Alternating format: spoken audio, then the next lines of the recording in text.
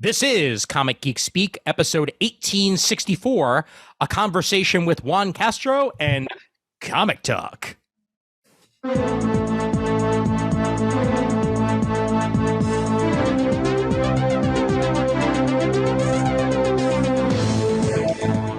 to Comic Geek Speak. I'm Ian Levesey.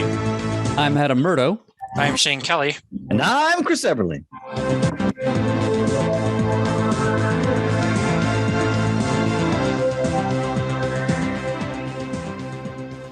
He's chasing the white rabbit. Feed your head, sir. Feed your head. I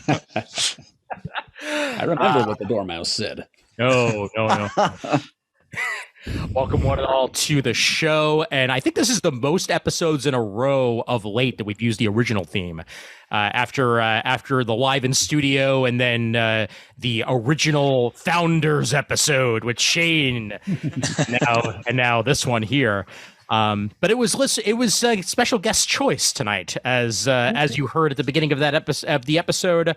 We are joined by the one, the only, the heavily talented Mr. Juan Castro tonight for the first time in quite some time. Juan, how the heck are you? I'm doing great. And first of all, just let me get out of the way how surreal this is. Like, I was an 18-year-old art student listening to CGS, like in my parents' basement, just working on shit. And now, like, I'm here talking with you guys about like DC books and like Dark Horse and Snyder, and I'm like, oh shit, it's been quite a road. You're damn right it has, man, and we're happy to have been along that road with you. Thank you. Yeah. Like, honestly, the CGS forums and all that were instrumental in the beginning of my career, so I would not be here without CGS, like 100%. Absolutely. Well, we're always happy to hear that. Yeah, that's awesome. Welcome, sir. Yes. As somebody who literally went from listener to one of hosts, I agree immensely with that train of secession, as it were. So yes, absolutely. Well, before we get into what Juan's been up to lately, and then get into our usual loosey-goosey comic talk conversation, we're reminded that we're sponsored by you, the listeners, over at patreon.com/comicgeekspeak, as we would not be anywhere without your continued donation to the show over these past many months at this point. We thank you so much for that. And the studio is up and running again. Let's see how long that lasts. The studio is up and running again. And we continue to have that studio because of you patrons. And we thank you so much for that and hope that we will be able to use that more in the foreseeable future. And stay tuned for that. But patreon.com/comicgeekspeak. Once again, if you would like to become a patron for as little as $1 a month to keep the lights on for you, the listeners, and for us. Thank you very much for your continued support of the show. And then I'll hand it over to Mr. Murd for some further sponsorship. That's right, because we are delighted to announce that this episode of CGS is also sponsored by Eamon Clark and Mega City Book Club, the podcast all about the galaxy's greatest comics, or at least the British ones. And also by the podcast A Handful of Dust, in which Eamon and his daughter Jenny discuss Neil Gaiman's Sandman series, the spin-offs, and now the Netflix TV series as well. It's the perfect accompaniment if you are doing your own reread of the collections. Search for A Handful of Dust and Mega City Book Club in your podcast app, or go direct to the source by typing into your reference locator on your browser, Handful of Dust Podcast, that's handful with one L, .blogspot.com.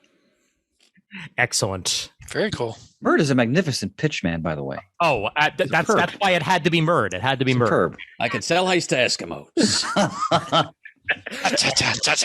Now you just went all Yancey Street on us. What a revolting development. But we will get to we'll get to further Eamon Clark later on in this episode. But let's get to Juan first, as this man has been busy, and he continues to be busy on many a book. One in particular that I want to talk about, at least at the start here, as he's not the only friend of CGS on this book. And that, of course, is Dudley Datson and the Forever Machine. where he along with Scott Snyder and the one and only Jamal Igle have been putting this out for Comixology now. What issue were you guys up to at this point? Is it 3? Issue 2 came out. Issue 3 is coming. Yeah, it just came out last week, I believe. Issue 2. Very cool. Very cool. And I gotta tell you, now that I've read the first issue, man, like this is old school comics in all the right ways. Oh yeah, dude. Like Jamal and I have been working together now for close to 11 years. And we've been lucky enough to be working on like The Wrong Earth and stuff like that, like super awesome projects. But when he came to me with this, like I was like, oh shit, like this is so awesome. And then I read through issue 1 when we got the script. I'm like, oh, people are gonna love this. And then I got the script for issue 2. I'm like, oh, like it just ramps up, like, and then you get issue 3 and it just keeps building and building. And I really hope people like enjoy this book because like we're putting so much into it. Even in the art, I mean, you read it, you can probably tell we're going detail heavy on this. Oh yeah. So Jamal and I had this kind of in joke that once a year he would send me that one page. Like there would always once a year would be that one page that would take me like 3 days to ink. But Dudley Datson has become the book where every other page is that page. But like I look at the results and I'm like, hey, listen, Jamal did a fantastic job on this. So like if he spent 2 days on it, I'll gladly spend 2 days on this page as well. Even things like this, like the one that I'm displaying now, like it's simple yet refined. Like there's so much going on there. Oh, and he's playing so much with composition and stuff on this book, and it lends itself to it, of course. So, and I just get to have fun, like doing like textures on rocks and space and tons of different materials. That's cool. I just read the story before, maybe an hour ago. I got to tell you, so engaging. I enjoyed it thoroughly. Has it been optioned yet for a TV show? Because it's made to be one. I got to tell you, Juan, really wonderful. And I don't pay compliments lightly. This was a really, like, sometimes you're trying a book. You're always wondering, is it going to leave me cold or not, or mixed? I was engaged right from the get-go because the characters, like the relationship with his father, for example, are so well realized. They're so human. His best friend, even like the somewhat ambiguous flirtation with the teacher and all that stuff that was going on. Really fun, good humor in it. And the art is fantastic. I mean, it's beautifully done. Plus there's a dog. So, can never go wrong with the dog. Yep. Yeah. No, it's my compliments. This is a really compelling first issue. I love it. Oh, thanks. Yeah. If there's one way into our hearts, it's with pets, especially dogs. Yes. Yeah, I don't want to spoil too much of the plot for people who haven't read it yet, but it's well worth a reader's time. Absolutely. Yeah, and I mean, as an inker, obviously, depending on the artist, you get to inject so much different bits of your style into it. Depending on how rendelled the art is and how that is like what's the working relationship like between you and Jamal, compared to say other artists that you've worked with. Oh, so like from a pure technical point of view, like I literally have different glasses with different tools, like Starbucks cups with different tools for every different art style, because I do like to experiment a lot. And like if you see me inking my own pencil work, like it's something completely different, like dry brushes and random textures. But Jamal has such a beautiful, clean, like classic illustrator style, that like it makes it easier in some ways, but also much harder because you have to pick where you can put yourself as an inker in there and where to just step back and let him shine. But again, we've been working for now 11 years. So Jamal and I, like, he'll like write me random notes on the borders of the panels and stuff. And like, I know how he likes certain things now. So it's like super easy, like our relationship now. So he'll eventually like be like, oh, maybe this page, like do this note. And it'll take me like a few seconds to do it just because, again, 11 years is a long time. Yeah, it is. Yeah, it is. Especially in the comic book world. Oh, yeah. Yeah, and we've gotten to work on such like diverse like projects like Molly Danger, Wonder Woman, G.I. Joe, this, Wrong Earth, White, which was a sequel to Black. Their all stories are so different. And with every project, even though we're the same people, same artists, we try to like bring different elements to it. So even if it's not overly noticeable to the audience. Like for us, it's a different process, like even different tools that I use for different books on with Jamal. Absolutely. Yeah. With a book like this too, I mean, obviously getting to work with Scott Snyder is beyond amazing, because I mean, talk about like one of the biggest stars in comics right now. Scott is that and more, but also having the backing of like, Comixology, where anybody with a Prime membership gets to read this comic. Like it's such a wide distribution net to work with. Not to mention the fact that it's also is it Dark Horse that's putting out the collected editions? Well, they're putting out I believe single issues as well, but months later. Like and then they put out the trade. But yeah, for now it's a Comixology exclusive, and it was surreal, man, because they even did the San Diego special edition last year on November, the smaller show they had, and to see like giant banners like hanging on the convention floor with the cover and our names on it was like, oh damn, this is different. So, and again, this Comic-Con as well, like getting to hang out with Jamal, with Scott, like it was a surreal experience, and it's been absolutely delightful working on this. Like every single moment on this book has been amazing, to be honest. That's awesome. Well, your exuberance comes through in the work and the story, because again, this was an absolute pleasure to read. I there are times that like you're tired. I don't feel like reading something. The minute I've read the first page, I wanted to read the entire story. Superb. Yeah, like even this when Jamal started talking to me about it, because I'm a huge fan of mythology and stuff like that. So like, oh yes, I'm in. But then he started telling me of like the twists on mythology that him and Scott are bringing to it. And I'm like, 100,000% I'm in. Like, of course. It's just like like you said, like an old school, just classic fun book. Yep. Yeah, it reminds me of like early 80s DC in like all the right ways. Very, very classic, in a similar way to The Wrong Earth is, only The Wrong Earth, you have your gritty grimdark, and you have your old school DC. This is straight in that wheelhouse and would fit very easily within any of those books, I feel like. And what's also great about the story thus far is that you mentioned the mythological aspects, but it's also grounded in something that people can relate to, which is it's a young man who's trying to find his way, who's burdened with some serious family issues. He's dealing with school stuff. It's all there. It made me feel reminiscent of like early Spider-Man in some ways. Yeah. And I really, really dug it. Yep. You mentioned Comic-Con, and I have to ask. I mean, I haven't been there in years, but as the sort of like return to San Diego Comic-Con, what was it like? Like, was it full blown Comic-Con, or are they still getting there? I would say it was about like 80% normal Comic-Con, like which is still for San Diego. San Diego is an entire different beast. So even 80% of San Diego, like it's still like 300% of every other con. So yeah, like I'm in Mexico, for the people that can obviously tell from my accent, just in case.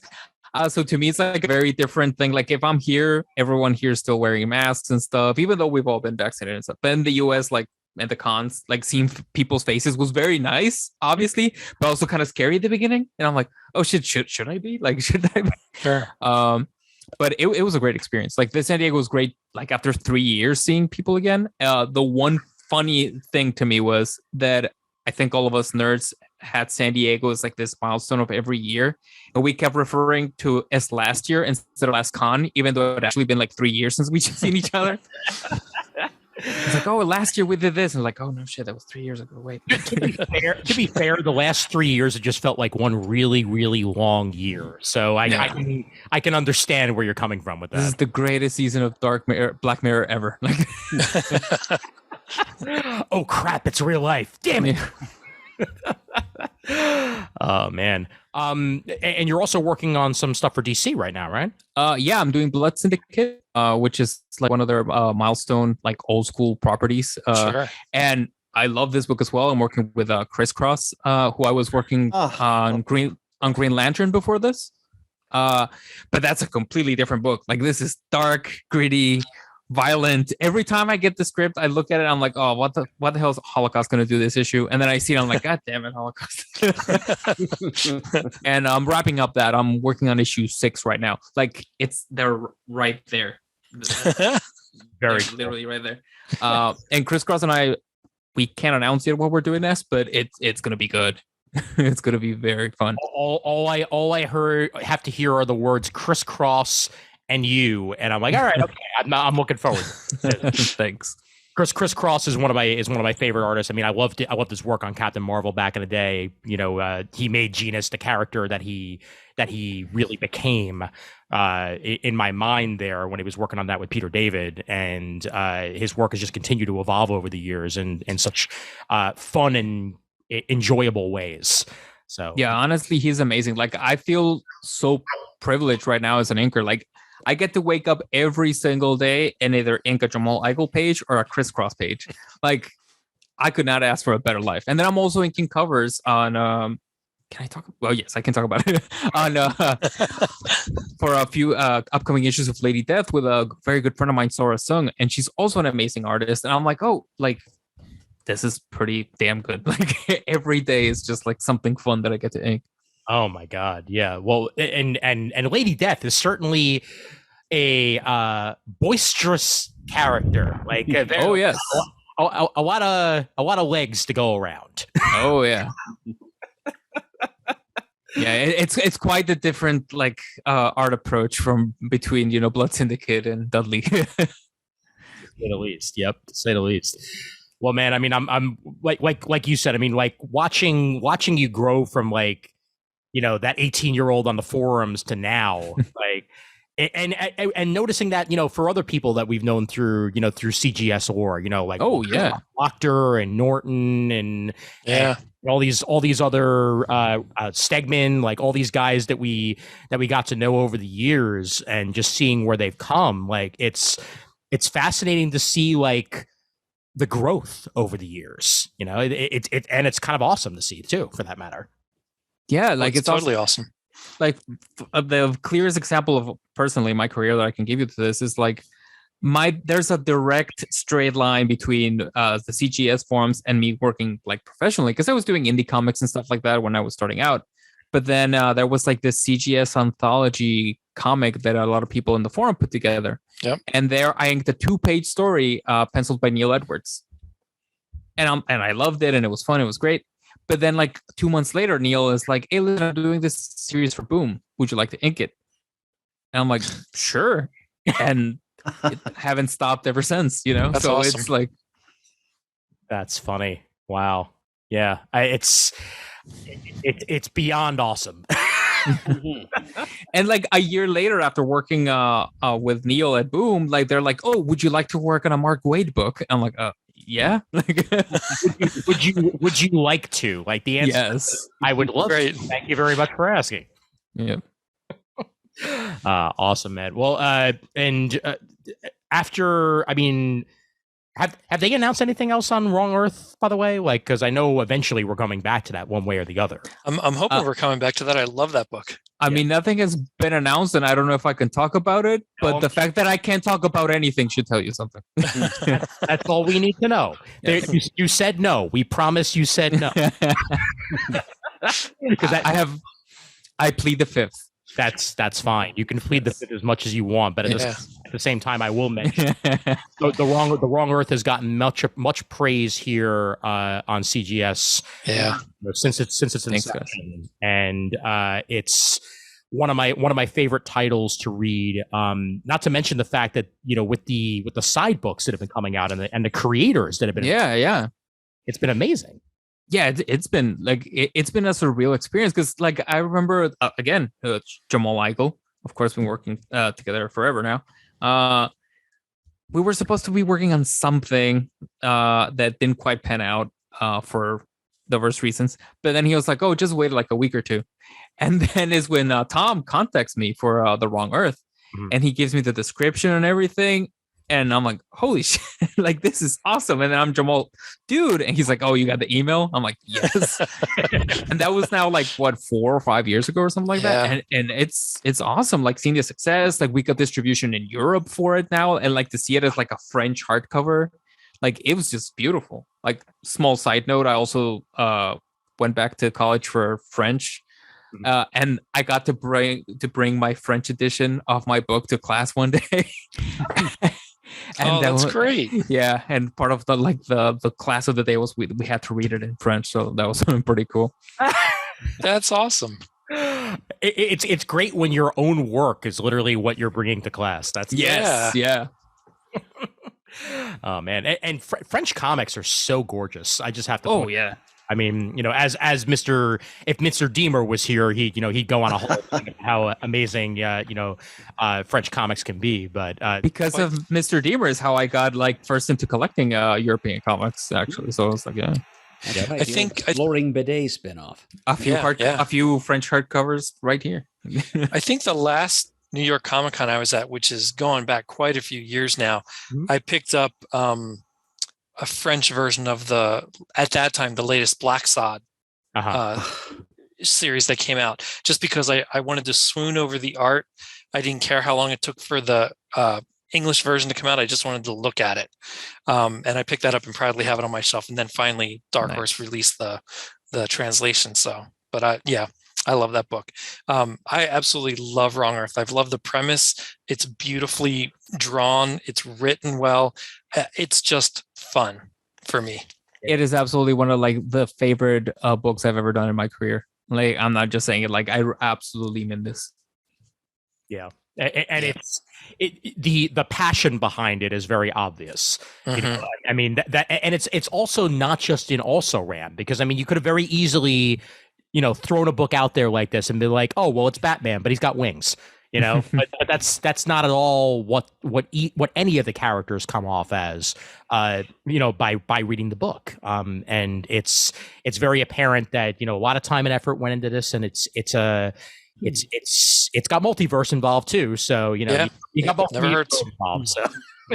Also, like the entire Ahoy lineup, like it's this small company. They're very selective with their books and stuff.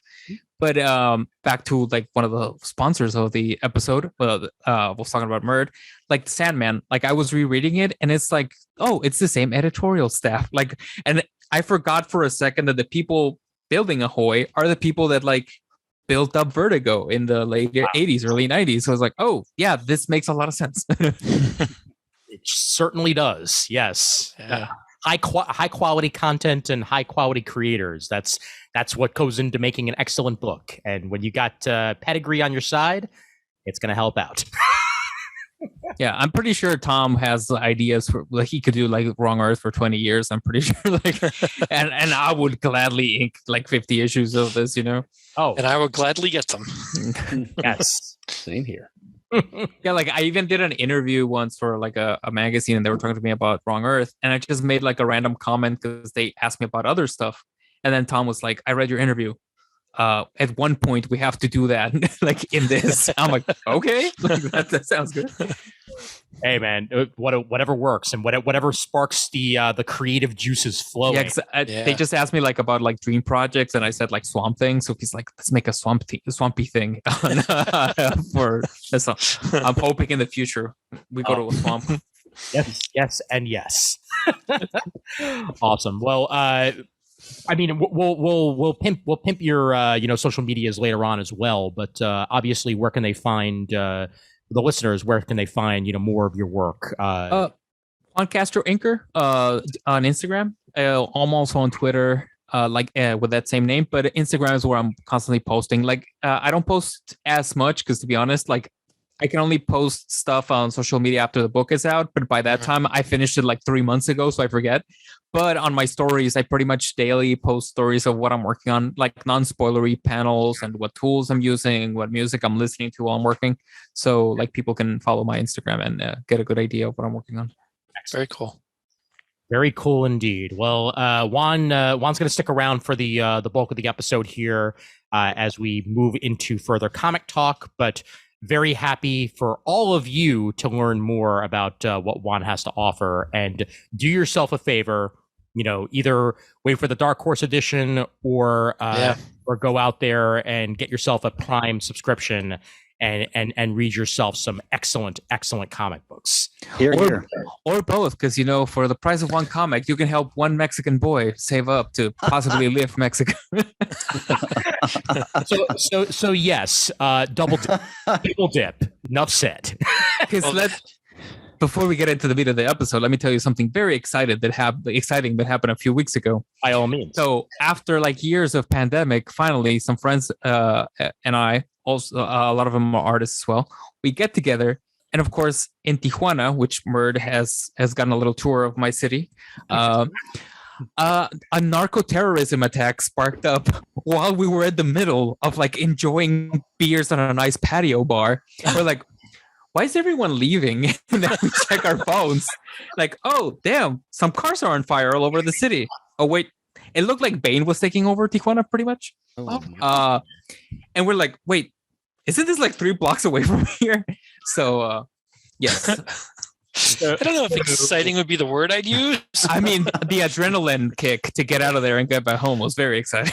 Yeah, I can only imagine what the adrenaline kick must have been like. But in conclusion, get out of there. And Mr. Murd has a point of reference because this was 3 blocks away from the comic shop one of the comic shops I took you to. So remember it well. Yeah. Is the comic shop still there? Oh yeah, it's ironically not the same owners. Now it's owned by the brother of my girlfriend. Oh, wow. Nice. Yeah, that's cool. Yeah. Well, there you go. Now you have an in at the comic shop. Definitely. It's a full nerd family. I do comics. My girlfriend does art and animation, and my brother owns a comic shop. So it's a lovely family of nerds. That's great. Excellent. You want to name the comic shop for anybody who might be in the area, or if anybody comes to Tijuana, hit up Comic Studio for sure. There you go.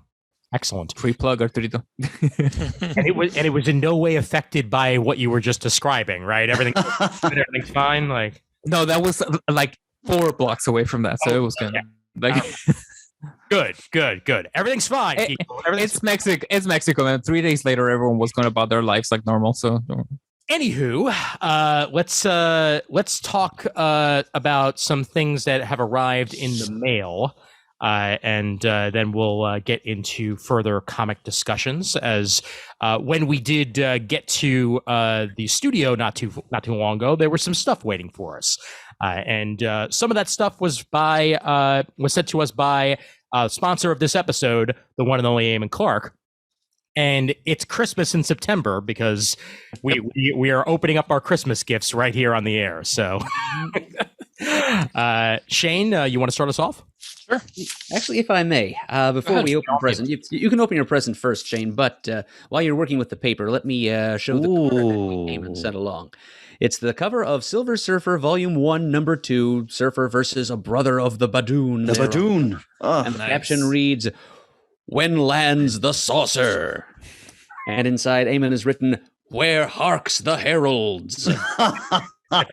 Merry Christmas to everyone in the CGS crew. Thank you for another great year of podcasting and friendship. Happy 2022.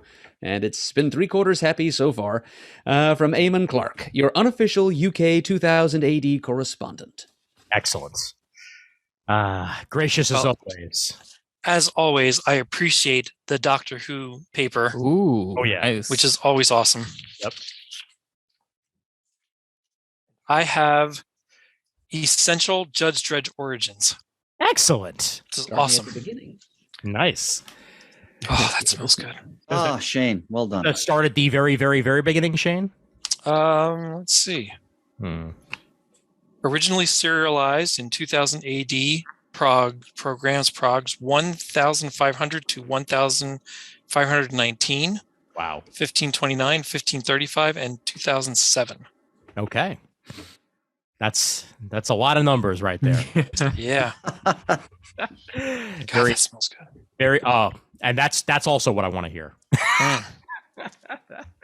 Awesome. Chris? Thank you very much. Yes. All righty. Absolutely. I didn't want to tear this paper. It's so fantastic. I know. I cut it and carefully remove it. All right. Let me I'm too blundering. I'm gonna have to rip it. Otherwise, I'll be here all night. Here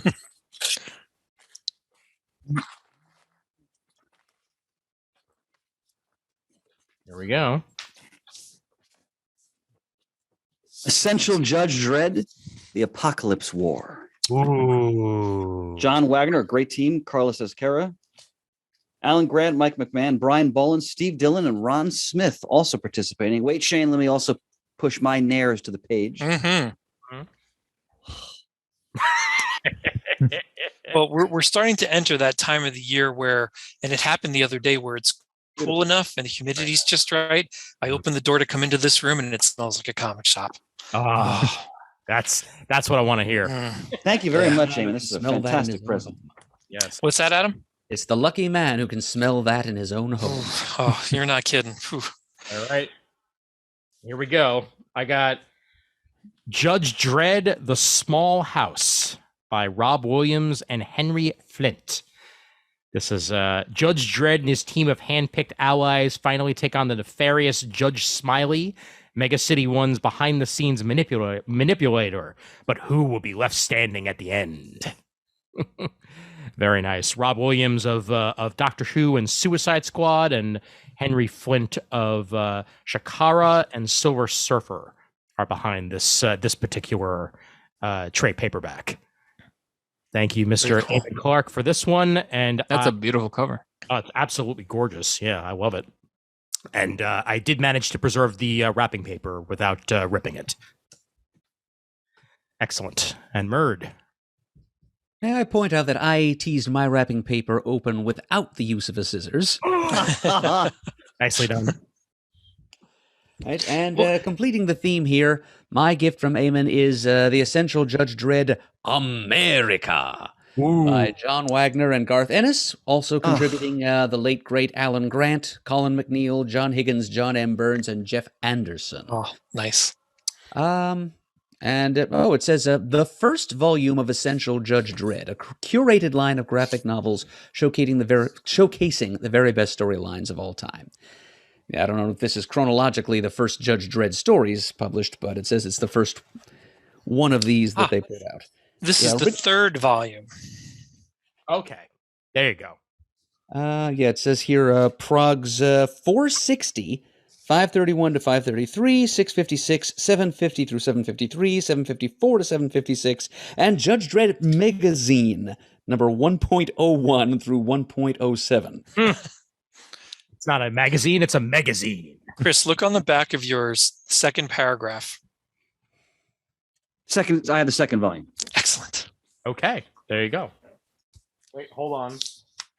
Now I must see if mine is just. Oh no, mine is just straight up separated from that. So I just get a complete run of Judge Dredd stories, which is fine. You're always a cut above, honey. You're always a cut above. You got to keep them separated. Yes, indeed. Wow, Shane.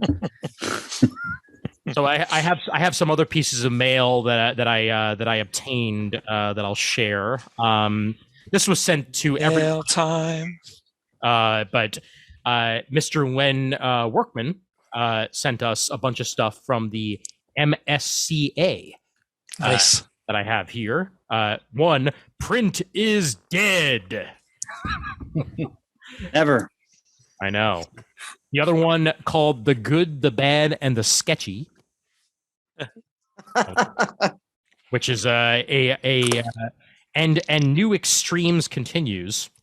And then we also have another Good, Bad, and the Sketchy with some Zatanna-esque vibes going on the cover.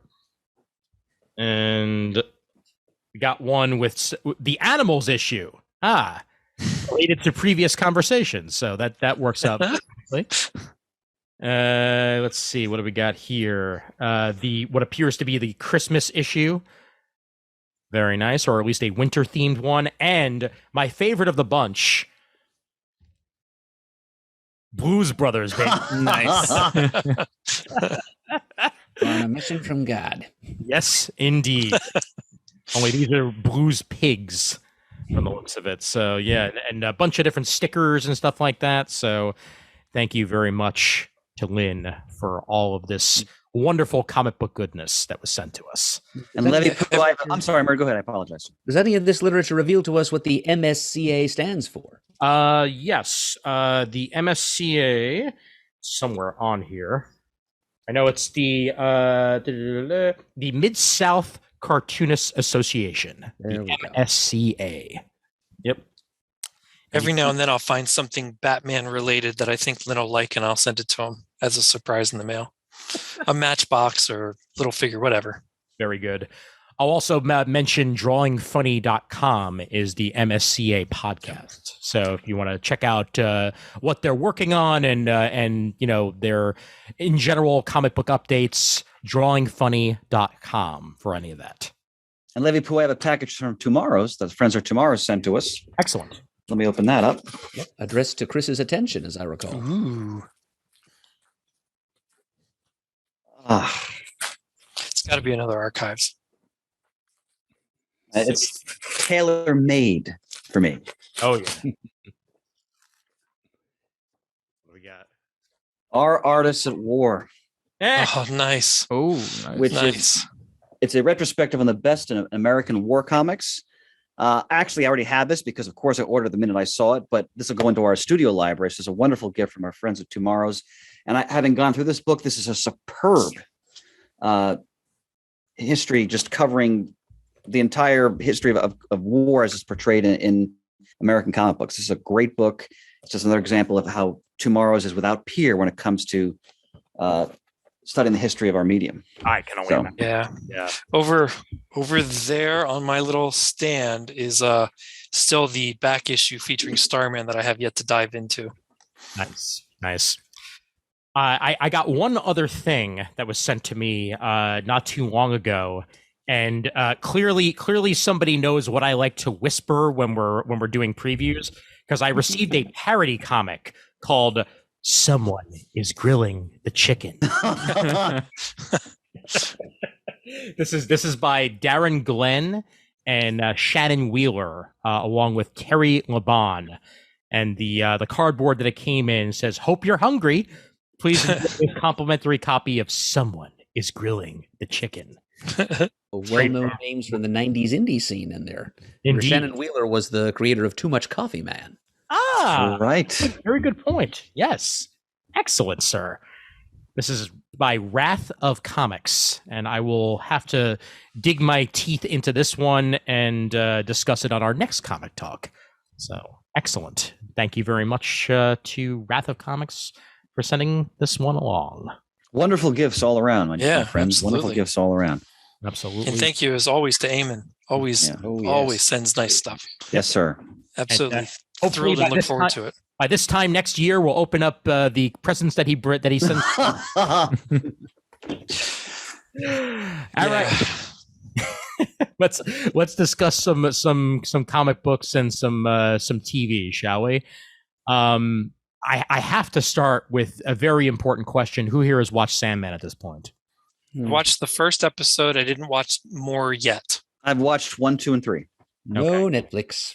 I'm up to the serial convention episode. Okay. So I will discuss it in generals, and then I'd love to get those of you who have watched at least a little bit of its thoughts. I will not give too much away. I will. Hold on, Ian. Has everybody here read the Sandman comic book? The first few volumes, yes, but I have not finished it. Okay, because the show is clearly following it issue by issue. So I don't think you don't have to worry about spoiling too much if everybody's read them. That's true. Yeah. Up to about volume 3, I'd say. Yeah. Okay. And that luckily that's where I had read. I actually have volumes 4 and 5 from the New York Public Library sitting on my nightstand right now, waiting to be read. I can almost guarantee that I picked up every single volume I have, which I'm pretty sure is the complete run from Wild Pig when Chris would have sales. Yep. That's where I got every volume I have. I'm sure of it. Honored brethren. Yep. I think my run that I would get from Chris was I think I got my Batman Nightfall from Wild Pig. Well, then you may have gotten some of my issues from that, because Chris ended up getting my issues from that when I got rid of them. Oh, no. I mean the actual trades. I mean the actual trade. Gotcha. Yeah, Gotcha. Yeah. But Okay. otherwise, yes, it probably would have been yours. But what's everybody think? I'll hold my thoughts for last on Sandman. Shane, you've watched the fewest of it, but what do you think so far? I could not believe how well done it was. I could not believe the casting. Mm-hmm. Just absolutely phenomenal. It is almost like they were all born to play these parts that they were cast in. Especially Sandman himself. That just absolutely blew me away.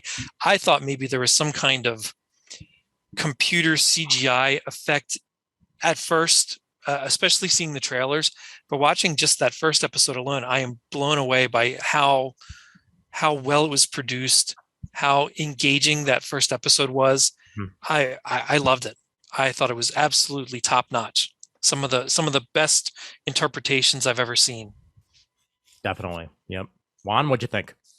Oh, I'm loving it so far. Like I said, I'm almost done, I think, with it, to the point where I am, and it's awesome. Like, I love the sequences that are actually like panel by panel of the book, you know? Oh, because it's not like an easy book to translate into media, but they did an awesome job on it. And there's certain things that I'm like, I don't think they're gonna go there, and then they do. Oh, damn, okay, nice. Yeah. Well, I think the special effects really blow me over, because you could have gone two directions with this. You either could have, made it look good or as good as you could have with the budget, or you could have made it look absolutely pitch perfect. And so much of this show is absolutely pitch perfect. Even stuff that they change, like the style is right.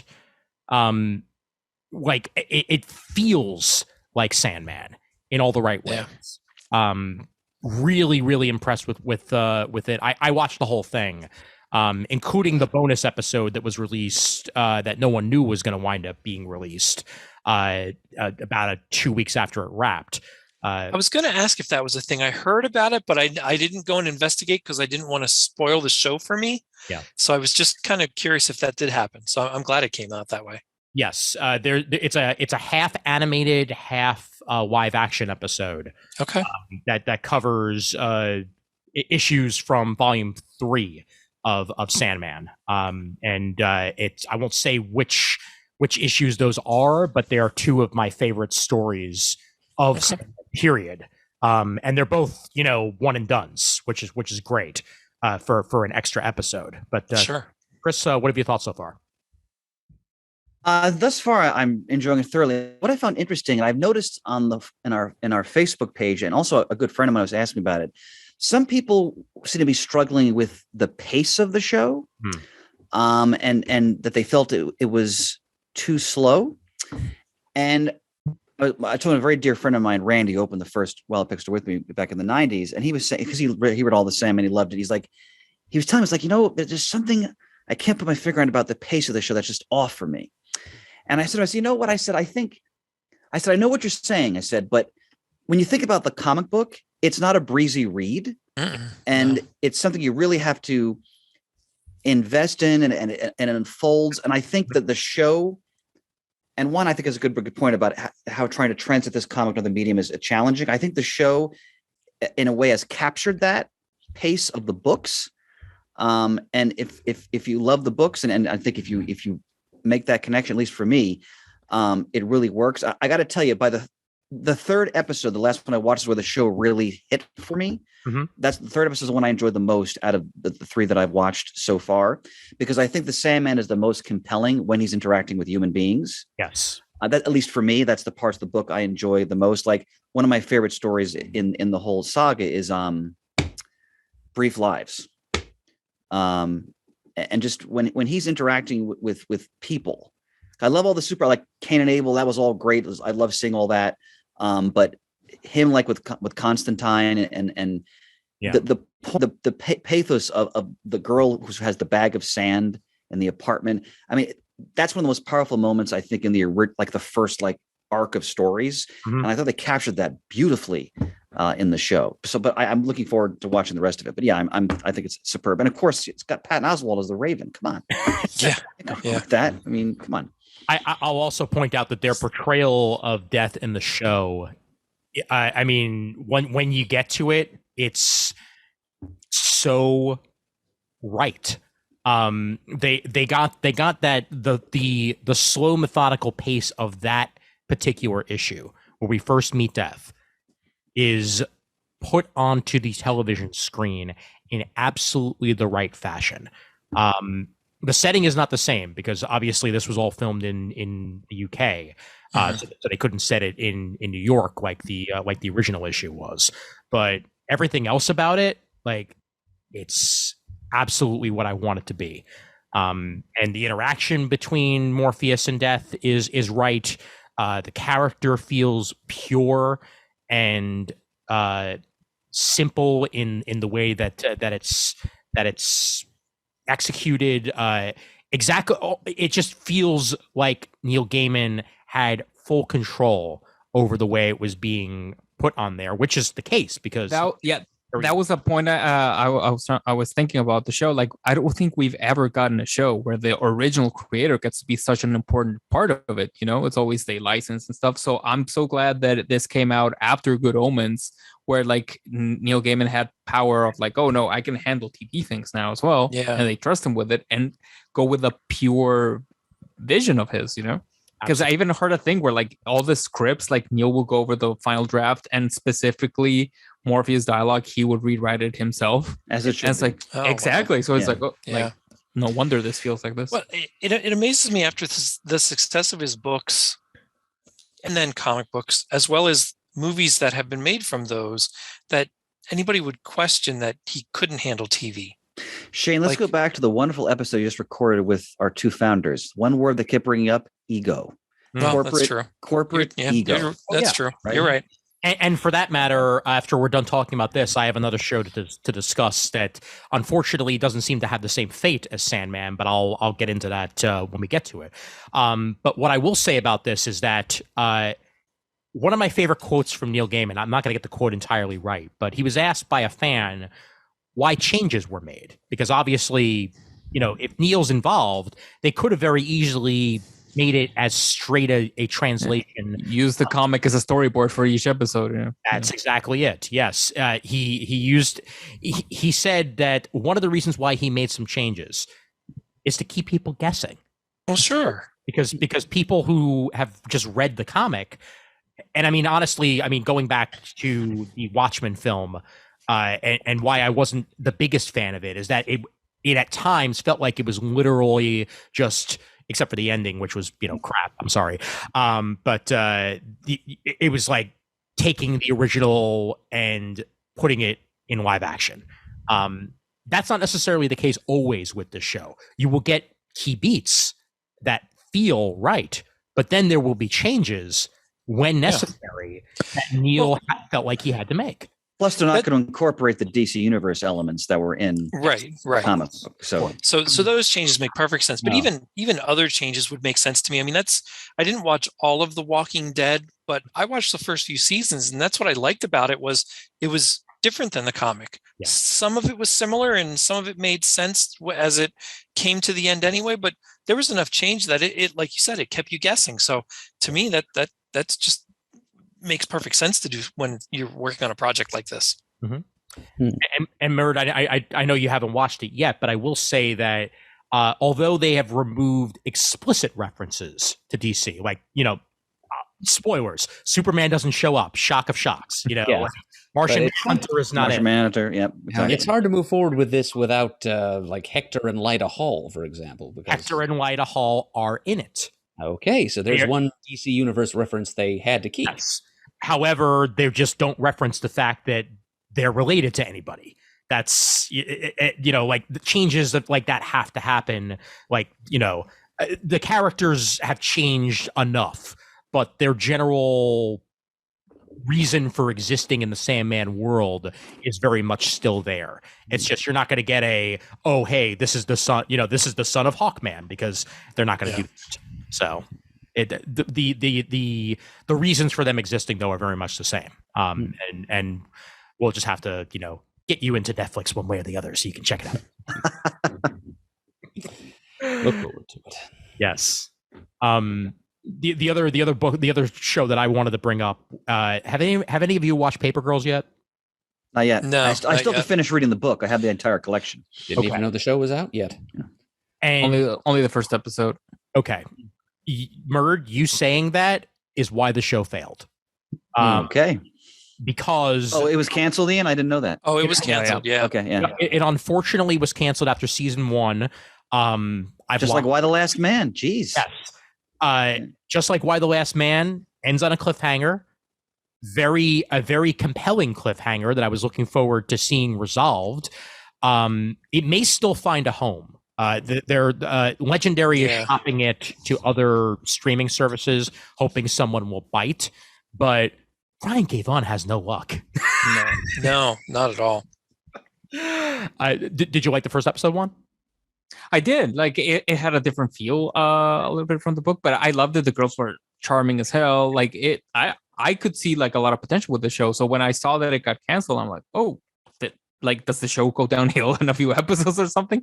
But apparently no, it's just because like they did a horrible job promoting and stuff like that.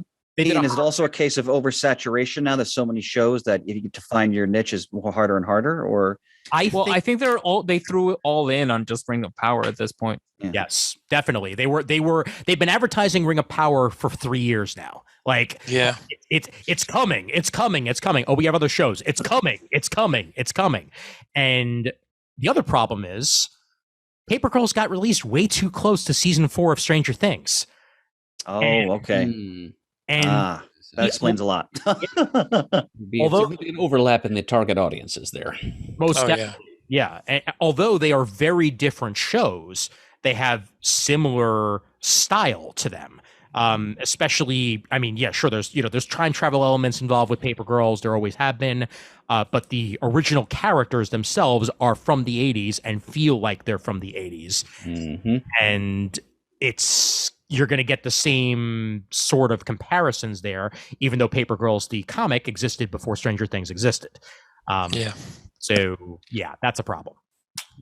I loved it, and I hope it finds a new home, honestly. It was a very well done first season. It just sucks that it may very well only be the only season.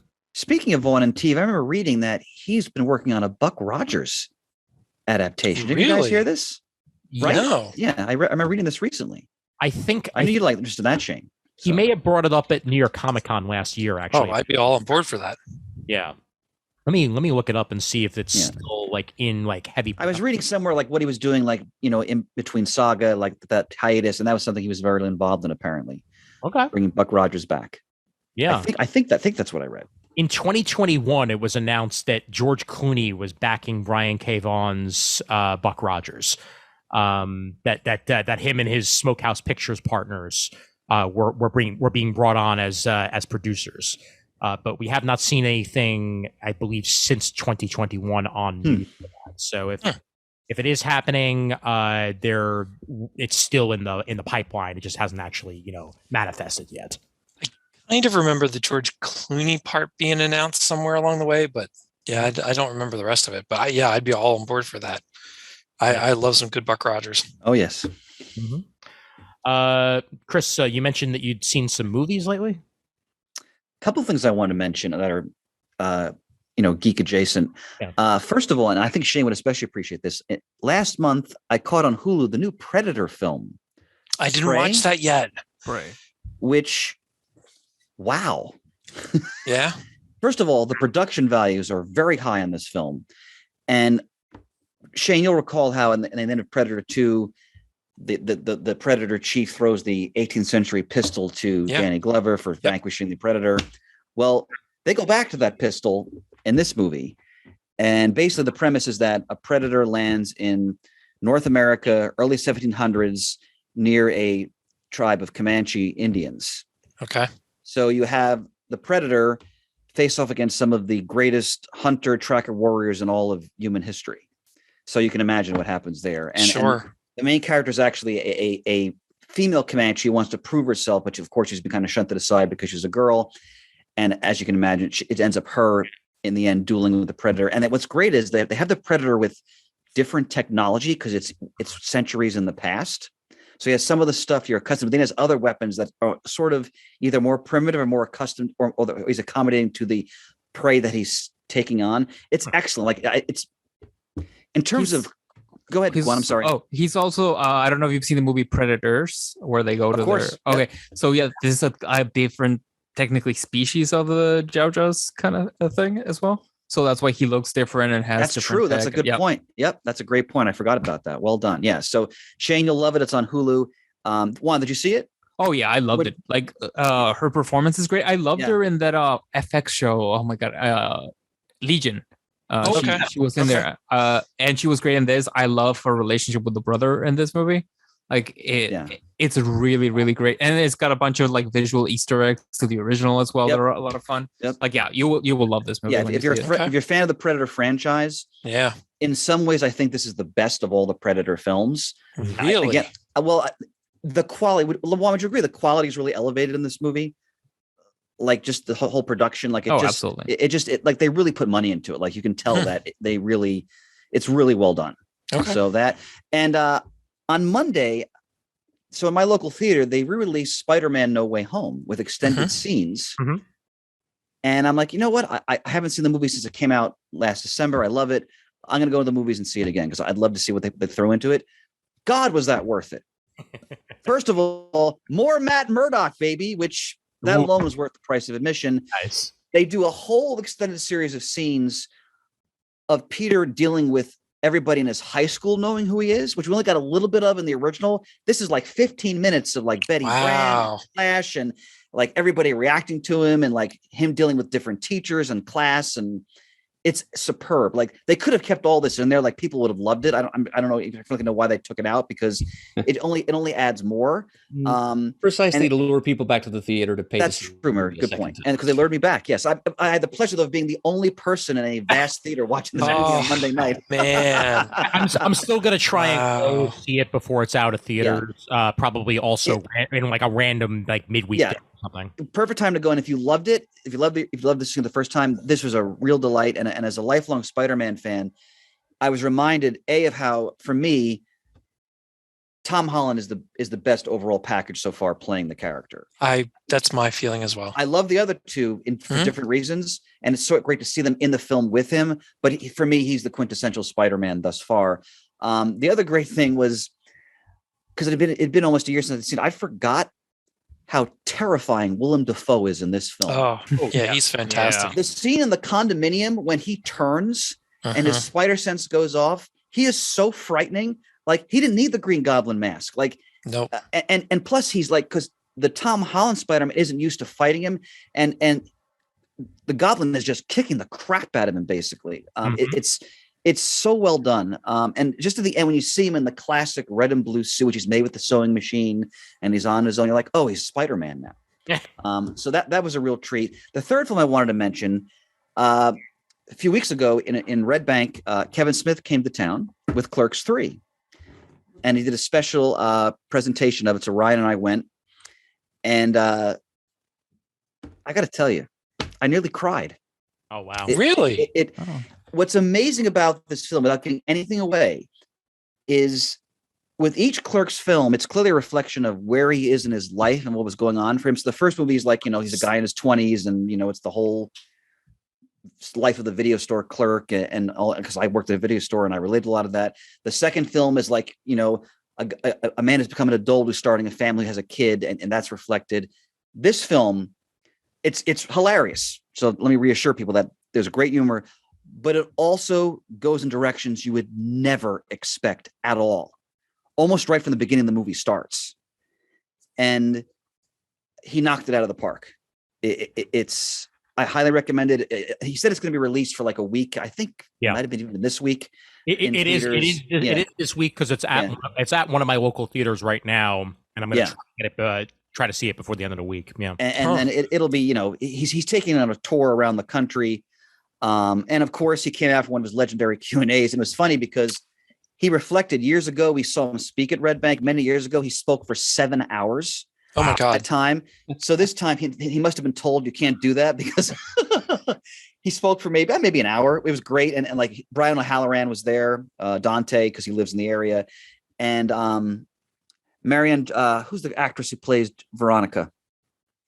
Is it Marilyn Gigliotti? I'm mispronouncing your name. I apologize. It's something like that. Yeah, she was there too.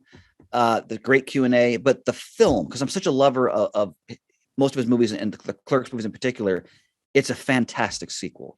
It's fresh. It's completely unpredictable in the direction that it goes in, and it's hilarious. There's all I'll say is there's one montage where, because you all know the premise of the movie, right? Yeah. Randall's going to shoot Clerks, basically. Yeah. There's one montage where they have all these people come in to audition for roles in this movie you all know, and some of the people they get to come in and audition, it's priceless. Absolutely priceless. Nice. But all I'll say is if you enjoy his work, definitely find the time to see this. Okay. Superb. Absolutely superb. I'll give it a shot. Yeah. Yeah, me too. Yep. I've been meaning to check it out, and yeah, it just so happens that this is the week. So hopefully, maybe even Friday, if I have time, I'll make it to the theater and try to take a look at it. If not, it will be available on digital sooner than later. I'm sure. Yeah. But I'd love to see it in the theater. Yeah, absolutely. Yeah. And seeing it with we were in the Count Basie Theater in Red Bank. It was sold out. And of course, it's a crowd that loves him. So just the cheering and the laughing, and it was just a great experience. If they weren't charging $60 per seat at the Beacon Theater, I would have gone to see it in New York. But I like Kevin Smith. I don't $60 like Kevin Smith. Not going to happen this time around, unfortunately. Well, no. Real quick though, Shane. I'm sorry, just to butt in. No, go ahead. Just bringing it back to Prey. Do you know why it was only released on Hulu, Chris? No, I do not. No, I was wondering that as well because I didn't even know it was coming out. So the reason that it went straight to streaming was to avoid it having to go to HBO Max when it eventually streamed, because the original 20th Century Fox deal for the movie had it going to HBO Max exclusively first, similar to what happened with Free Guy. Disney Plus didn't get immediate access to it. It went to other platforms, and then eventually they got a hold of it. And Disney didn't want that to happen, so they released it to Hulu exclusively and did not release it in theaters at all to avoid that happening. They kept it in their own wheelhouse, essentially. Wow. Yep. 11 seconds. I always count on you to give the lowdown on some of the corporate intrigue that goes on behind the scenes here. I try. Shane, as you were saying. So I had a neat movie experience the other week. There are 3 drive-in movie theaters within driving distance of me. They're all about an hour away, various areas of Allentown. This one is in Lehighton. Gosh, I cannot remember the name of it to save my life at the moment. But they were showing Ferris Bueller's Day Off and The Breakfast Club. Oh, nice. On 35 millimeter reel-to-reel. Wow. Oh my God. Now, I have not been to a drive-in that has reel-to-reel to begin with I can't tell you how long, because the other 2 that we've gone to, they're kind of more digital projection onto the screen. What an experience it was. They had a DJ that was playing 80s music from soundtracks. You could make requests. He was doing trivia, handing out prizes. The concession stand is full of, and Adam, I have to show you a picture of this, full of a wall of VHS tapes that you could buy for a donation, whatever it was, to help fund the drive-in theater. But all kinds of neat 80s vintage paraphernalia all over the place. They had an old style speaker for a drive-in inside the concession stand that was wired to play the station that the movie comes across. But again, during the pregame, you're listening to all the music that's playing, the DJs going about kind of stuff. Then this is all broadcast right from the theater, of course. Now, other drive-ins that use that, I don't know that they've used a DJ in-house broadcasting over that same frequency. It's just tied into a radio station, I think, that's playing music. Then the movie starts. But this is all tied into the same little area where you're listening to everything of the event from the movie. What an experience to not only see it on 35 millimeter, because it looks different. Sometimes the film skips. Sometimes there's an adjustment. Some corner was out of focus. They actually keep the projection room open the entire show, so you could sit down there and watch the reel-to-reel machines work, and just fascinating to see. I took a couple pictures of it because it's been, I can't tell you how many years since I've seen a machine like that in existence. Just phenomenal, good time. It was either $8 or $10 a ticket, and unlike other drive-ins where it's per car, this is per person, which is fine. We met one of Carlene's college friends up there that he's a real good friend of mine. It's Jamie of Earth 2 that's been on the show once, and we've talked about him. He used to be at game nights with us. We met him and saw it. It was just a grand old time. It was a lot of fun. If anything geekery related comes into that next season, I think we should make a sojourn to go see it. Absolutely. It was phenomenal experience. So much fun. Sign me up, honey. I haven't been to a drive-in movie in something like 30 years. I would. The last one we went to before this was Shankweiler's up towards Allentown, and it was to see Toy Story 4 and Spider-Man Far From Home. And that was, of course, all before pandemic. So that was the first time the boys had gone to a drive-in. What a fun time that was.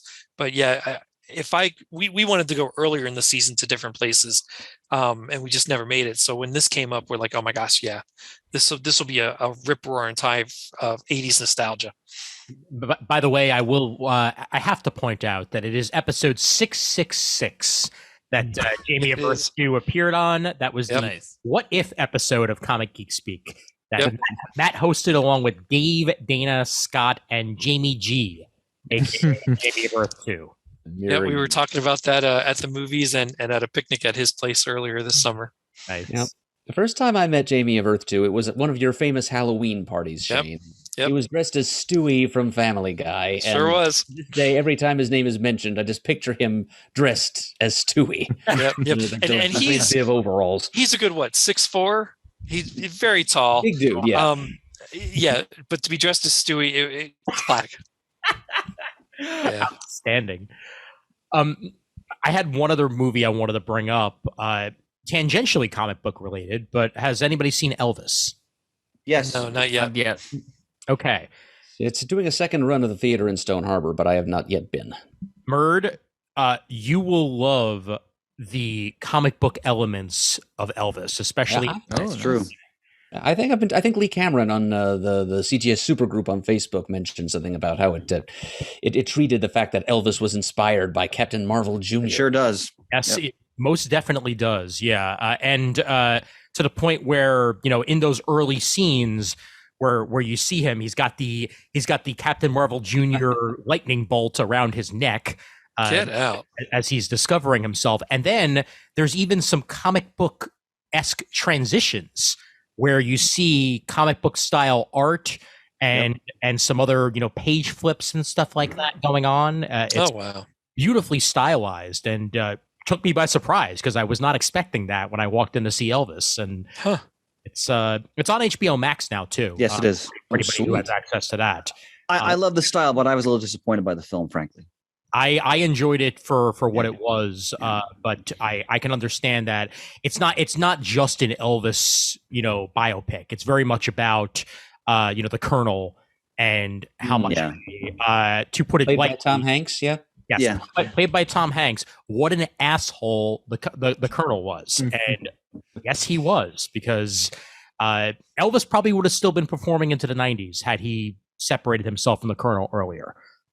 But he, drunk and drugged himself into a stupor, mostly due to the machinations of the Colonel. So all I would say, without spoiling, is that first of all, the lead performance is tremendous. It's terrific.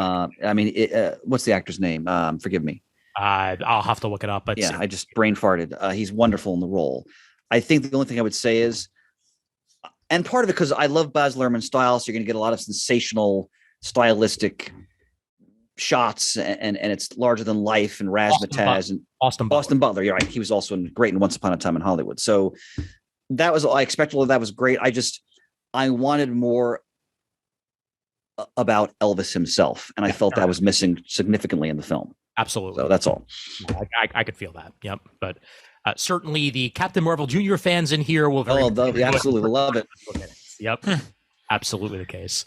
All right, and now that I know that it's for free on HBO Max, it's a done deal. This is something that I think part of the problem with my trying to get myself caught up on streaming content is that I'm still sharing a house and a television with my parents, so viewing options often have to be vetted by my landlords. But this is something that I think we can watch together as a family. Yep. Well, you know what else is free? Trivia. Oh! Does it again, bro. What a transition. The Ringmaster. God. TCB. Oh, yeah. Welcome, one and all. It is indeed time once again for Muddle the Murd. And who better to tell us what the rules are to Muddle the Murd than the Murd himself? So, Murd, the floor is yours. Who better indeed, sir?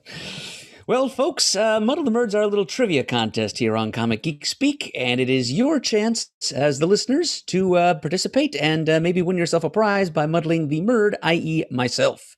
How do you do so? Well, first you have to come up with 3 comic book trivia questions, a Marvel question, a DC question, and a question about comics from some other publisher. You also have to break them down chronologically so that one question's about comics pre-1970, one is about comics published between 1970 and 2000 inclusive. That means that the years 1970 and 2000 are included in this time bracket. And a third question about comics post-2000. Don't forget to include the answers to these questions. Please do not go too much into micro detail. Don't ask how many windows are visible on the Sanctum Sanctorum on page 3, panel 6 of Doctor Strange Sorcerer Supreme number 10. Don't ask questions about advertising and letters pages and that kind of thing. No extra textual materials, just story details only, please. Stuff pertinent to plot or character. And once you've come up with questions that meet these criteria, you may put them in an email, send it to comicgeekspeak@gmail.com with Muddle the Murd in the subject line. Quizmaster Ian will find them, he will put them in a special folder, and then on occasions such as this, he will dig them out, he will ask those questions of me, the Murd, and if I fail to answer even one of them correctly, if I get all 3 of them wrong, whosoever hath asked the questions shall win a fantastic prize. Excellent. And what that prize be? Thrilling. At this point in time, the prize continues to be this edition of the Tomorrow's publication, Comic Book Artist Bullpen, which collects all 7 issues of the short-lived fanzine devoted to, quote, major league players in the world of comics art. So it's a nice, thick volume here in paperback, featuring exclusive interviews and lots of fun graphics from creators such as Terry Beatty, George Tuska, Fred Hembeck, and there's a special salute to the late Jack Abel, and there's even some Kirby content, as those watching on YouTube can see from this Kirby-drawn baseball-themed cover. Excellent. It's a Tomorrow's publication. I mean, that's what more? That's enough. Yep. Very, very true. And I will mention that before we get to this Muddle the Murd submission, we are still under 10 in the queue for Muddle the Murd, and I like to be above 10 before we start dwindling ourselves down. So please get your submissions in, and we will get to you in appropriate order. But if you have been thinking about what questions you might want to ask Murd, well, now is as good a time as any to submit them into the queue, and we will get to them in short order. So please do get your submissions in sooner than later. We will get to them in our version of short order, which means... Very true, which is within a year, more than likely. Javier Martinez sent this particular Muddle the Murd submission in. Oh. Hey, all. Long-time listener, first-time writer here. I heard your call for more Murd submissions, so I figured why not finally speak up and give it a shot. I honestly don't even care if I succeed and win. Just hearing my questions read on the show is good enough for me. I inadvertently wound up going with a theme with these questions: kick-ass ladies. Oh. There we go. Best of luck to you, and we begin with Marvel 1970 to 2000. In Marvel UK's Captain Britain number 13 from 1986, Betsy Braddock first takes up the mantle of Captain Britain after her brother Brian quits. This outing is short-lived, only lasting the one issue, with her first assignment pits her against Brian's deadliest enemy, Slaymaster, a man so deadly that he once nearly cut off Captain Britain's arm with just his hand by beating that hand against rocks and then sharpening the calluses that formed into a cutting instrument capable of penetrating Captain Britain's protective force field. Yeesh. What happens to Betsy in this battle that ends her career as Captain Britain before it has a chance to begin? Wow. Well, first of all, I never realized Slaymaster was so creative. Okay, well, so if to defeat Betsy's brother, Slaymaster sharpened his own bones into, well, Captain Britain's own bones into a weapon. Oh boy, what would he have done to Betsy? Because I do think that whatever happened to her in this story carried over into Claremont's X-Men when he started using, Betsy Braddock as a character there. It was something that she was still recuperating from, I think, at that time. Yeah, I'm not going to be able to pull this out of thin air, but damaged the part of her brain that produced psychic abilities. I really don't know. Any guesses from the peanut gallery here? Was she temporarily crippled? No. Shane? Juan? Stabbed. So the correct answer, which I mainly know thanks to listening to Jay and Miles explain the X-Men and giving me the history of the X-Men in this fashion, Slaymaster uses his sharpened fingers to slice out Betsy's eyes. Oh, of course. Okay. Right. Okay. Wow. So this is how she lost her eyes, which were then later replaced by Mojo. That's right. Okay. In the pages of the X-Men. So. Okay. I did not know that. So there we go. Blinded by sharpened fingernails from the guy who once used his own hands as sharpened tools. Go figure. Good old Mojo. Yep. Resourceful, Oh, absolutely. All right, let's move on to Image 2000 to present. This one will make Mr. Eberly make a noise, probably. Ooh. Ed Brubaker and Steve Epting. I'll wait for you. Thank you. Velvet, 13, even more. There we are. Excellent. Is a 15-issue spy thriller set in the 1970s about a secretary being accused of murdering her agency's top covert operative and being branded a traitor. Only quickly do we learn that she is a retired agent herself, who's just as deadly as her alleged victims, and will stop at nothing to find out who's trying to frame her and why. Masterpiece. What's the name of the agency where she was employed? Well, no excuse here because I've read Velvet, or at least I've read the first several issues of it. And yes, it is thoroughly enjoyable. I'm just now getting through Brubaker and Epting's Captain America run, and much the same feel, same vibe to it, just outside of the Marvel universe and into a kick-ass, spy-fi reality. I was hoping against hope that he was going to ask me what Velvet's last name is, because that much I remember. But the name of the agency, which is a pretty key detail, I'm not going to be able to come up with it at all. I'm afraid it's going to be some fun little acronym. I don't know. Do you have it, Chris? No, because it's not MI6. It's not like a real agency, so I can't remember either. It's something like Shield. Yes, but it's not Shield. Oh bloody hell! The British question was the last one. This is a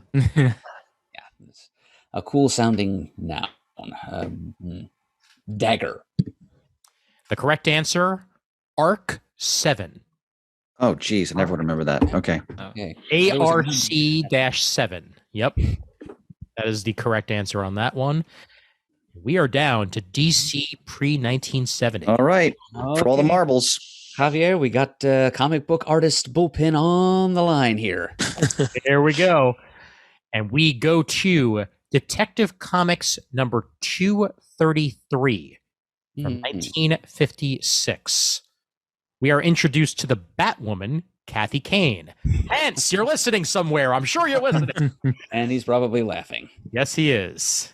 Like many members of the Bat family who will come after, she is revealed to be an admirer of Batman who was inspired by his exploits to dress up in a snazzy costume and punch bad guys in the face. That's about right. She receives an inheritance after her uncle passes away, which she uses to fund her war on crime, and even builds a house conveniently above an old abandoned mine in the suburbs, giving her her own Batcave, because, of course. What was her life before she was a costume crime fighter? I'm going to say, there's two possibilities here. I'm going to say circus performer. You, sir, have avoided the muddle. Oh, damn. I remembered in Earth 2 continuity, she bought a circus, and in the capacity of running it, she was murdered. That was her Earth 1 death, which was investigated in an issue of Brave and the Bold somewhere along the line. But yeah, so wow. Electrifying. Absolutely electrifying. Circus daredevil performer or trapeze artist. Wow. And that definitely fits the bill here.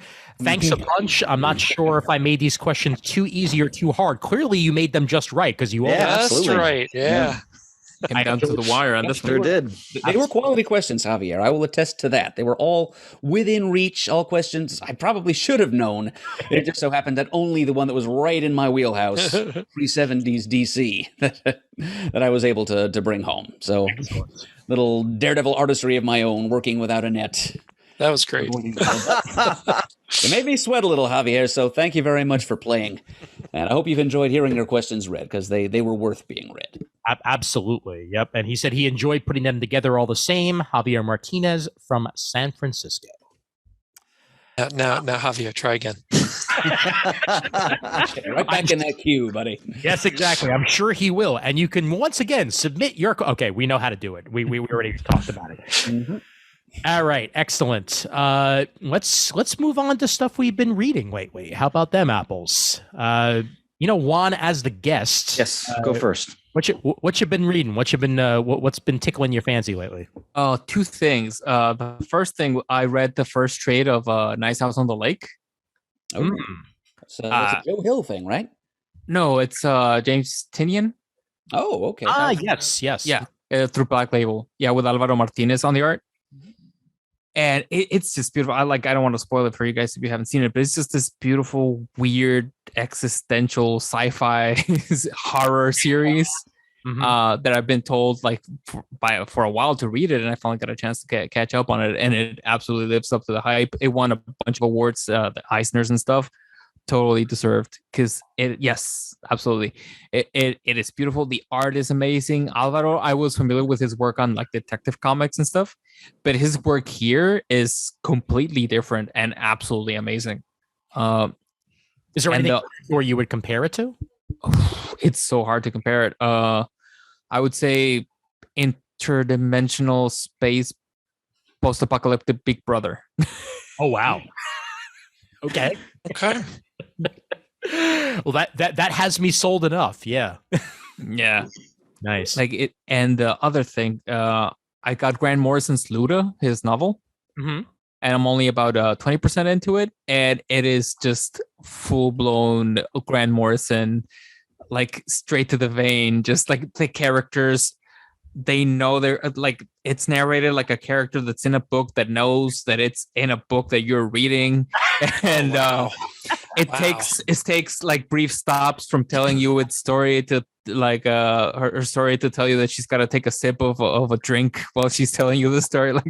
It's just this surreal, weird, supernatural drag race inspired novel by Morrison, and it's I ordered it knowing nothing, just that it was Grant Morrison. I'm that's good enough for me. Yeah, and it does not disappoint. What's it called again? Luda. Yeah. Luda. All right. It's also already a New York Times bestseller, so it's done very well for Grant. And the cover is absolutely striking. But hearing that it's basically a Grant Morrison book in every single way, including the staring right at you narration, then yes, I think it's like basically Grant Morrison like binge watch RuPaul Drag Race and Supernatural, and he's like, I can make this too, and like that's Oh, you know what? You mentioning Supernatural reminded me of one thing tying back to Sandman real quick. That once upon a time, Eric Kripke, who later went on to, work on the Boys TV series, was working on an adaptation of Sandman for network television. How could you do that? Yeah, exactly. And even Eric Kripke later on said something along the lines of like, I was really enjoying working on this, but I knew it wouldn't work. And Neil complimented him on it. He said as much, like he did what he could with the premise of it. He's just super duper glad that it wasn't made. And I am too, because we got the Sandman that we got. But yeah, came very close to a CW version of Oh God. Oy. As much as I like some of what they're doing and have always done with DC stuff, that is not one of them that I'd want to see. No. I agree. Yes. The other thing that I'll mention, because we mentioned Grant Morrison, talk about one of the greatest CGS episodes of all time, Animal Man Volume 1, Book of the Month. Yes. Still talking about that one. Yes, indeed. December 29th, 2005. God. You want to talk about epic Deemer rants. 2005. Like I would love if we could convince Deemer to ever do a book club on Invisibles. He would think Animal Man was like the most straightforward his head would superhero thing ever. Explode. So non-linear. Forget it. You'd never be able to handle it. Oh my God. I cannot. Murd, let's roll over to you. What's been on your read pile of late? Okay, well, I dipped into my most recent DCBS shipment, just to keep us off of, time bobble fodder for a bit, and picked out a couple of things that I thought were worthy of mention. First of them being this thing. It is Batman One Bad Day, The Riddler. I haven't read that yet. To read as well. Excellent. Yeah, I have that too. First of a series of 8 one-shots, each of them about different Batman villains. And this one is by the DC Dream Team of Tom King and Mitch Gerrits. Yep. Enough to land this book on any of our order lists. Absolutely. Tom and Mitch seem to have I don't know if all of the One Bad Day one-shots are going to follow this pattern, but they seem to have taken the One Bad Day umbrella concept as an opportunity to tell like an alternate universe kind of story here. It's basically a what-if story. And, really, how appropriate is it that any Riddler story should have its premise phrasable in the form of a question? But yeah, it's especially from the way the story ends, it's easy enough to tell that this story is not in continuity. It could not live in mainstream continuity. Sure, yeah. But it's a variant take on the Riddler, and the what-if question it asks is, what if the Riddler finally got out of his own way? What if he were able to, change the rules of this little question and answer game he's been playing with Batman and just rise to the full potential of his truly fearsome intellect? Mm-hmm. And, it happens when one bad day, the Riddler comes to a realization about himself that sends him far off the rails. He starts acting very far outside of his MO. Batman has to investigate, and the answers he finds are far more terrifying than the questions, for once. And so it also introduces kind of a variant backstory for the Riddler. His history has never been that fully fleshed out. There was a year back in 1995. I think he did a series of annuals with the year one, and that gave us a look back in time at the Riddler's origin in more detail than had yet been seen at that time. That was by Chuck Dixon, as I recall. But the basic bones of it are that the young Eddie at some point used he cheated on a final exam that was going to have like a riddle question on it, or to win a contest that his teacher was putting on in the classroom. And that was his first use of riddles for crime, and everything else just kind of snowballed from that. Tom King takes this basic, fairly innocent Silver Age idea and turns it into something horrible. So that's the story. And of course, there's the artwork by Mitch Gerrits. Thank you for putting that on screen, Ian, because it shows us what the Riddler's new look is.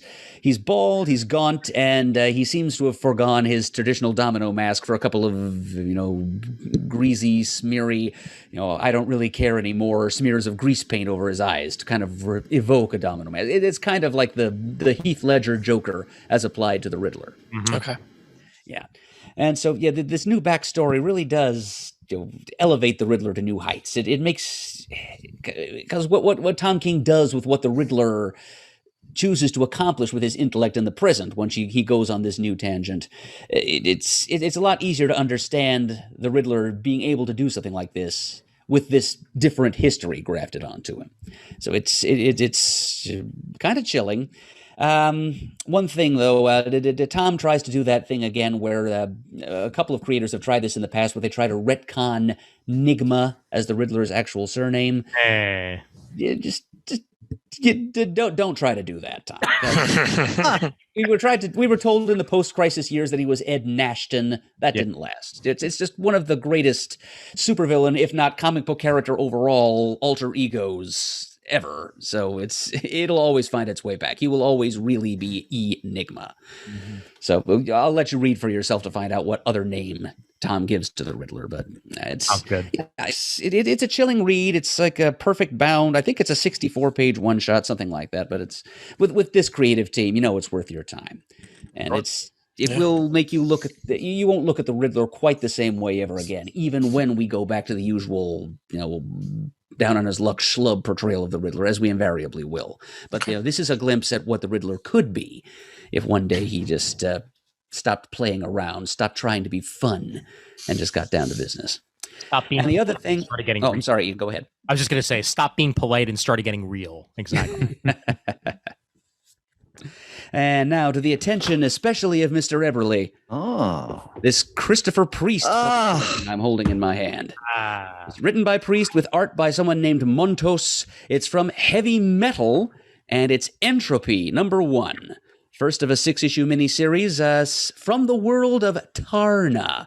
Tarna being one of the characters from the classic animated film Heavy Metal, from which the Heavy Publishing Empire has also spun.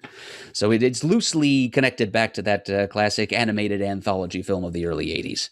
I was just watching some of that the other day. I caught it on something. Yeah, I have never seen it, and it occurs to me that one day I probably should. Yeah, it's trippy in places. I've seen bits of the original Heavy Metal, but the thing I've seen all of is the South Park episode. Yes, with Kenny getting high on life. One-way ticket to midnight. Yes. Heavy Metal. Yeah.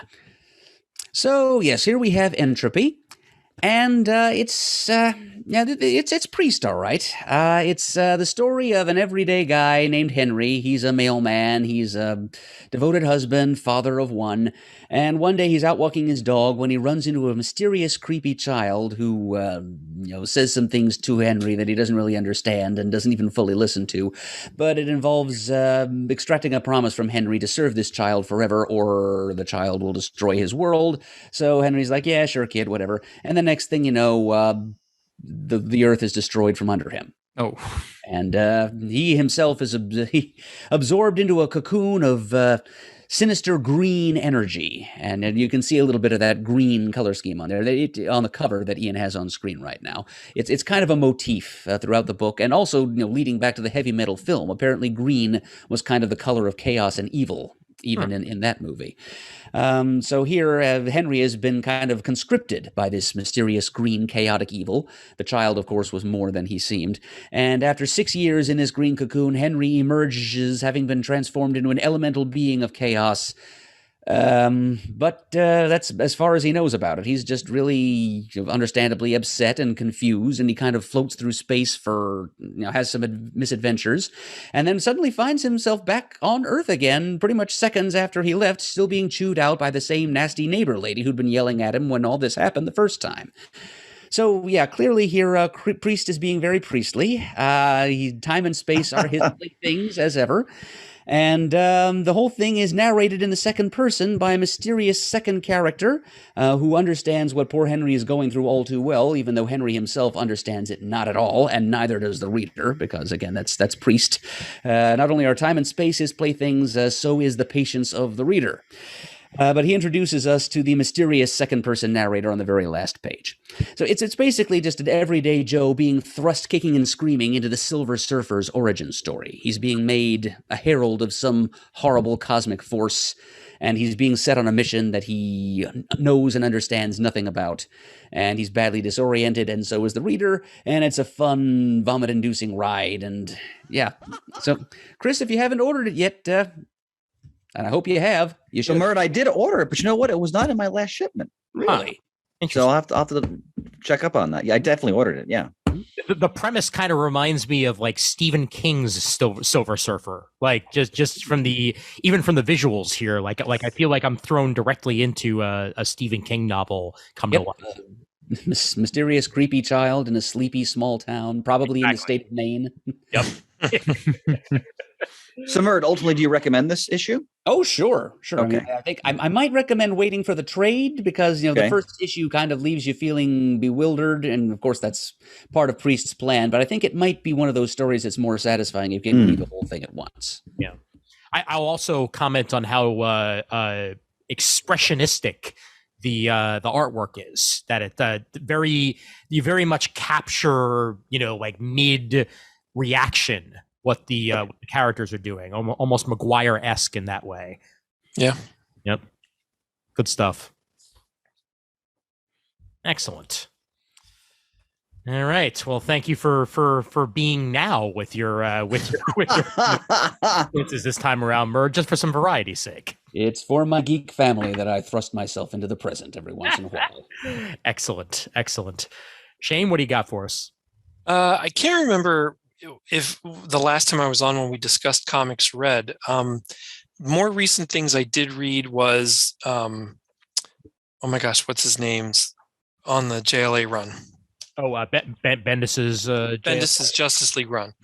I was kind of underwhelmed and unimpressed, other than his Royal Flush Gang appearances. Yeah, that I enjoyed, but everything else was kind of like, okay, that was kind of a letdown. I have read the first issue of Dark Crisis, but I didn't read anything past that yet. I'm kind of interested to see where they go now that they announced the real title of it from San Diego that I'm pretty sure we talked about.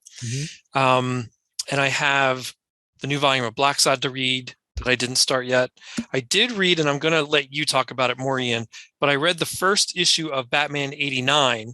Yes. I didn't read past that yet, but when I was at Target this weekend, of all places, I ended up in some kind of clearance section close to where the video games are.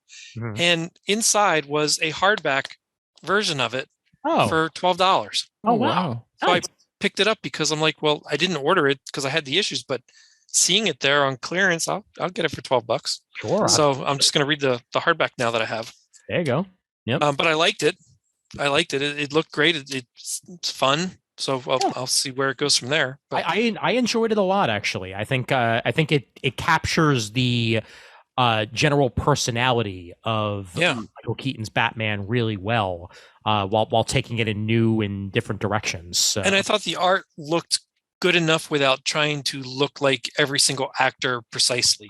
Yes. Like it was just a good blend of, we recognize who these people are, but we don't have to try and draw them ultra realistically. Yeah, which is the way that I prefer, because I do too. Because then you get sucked into that, uncanny valley area where you're like, that looks too much like Michael Keaton, but it also doesn't.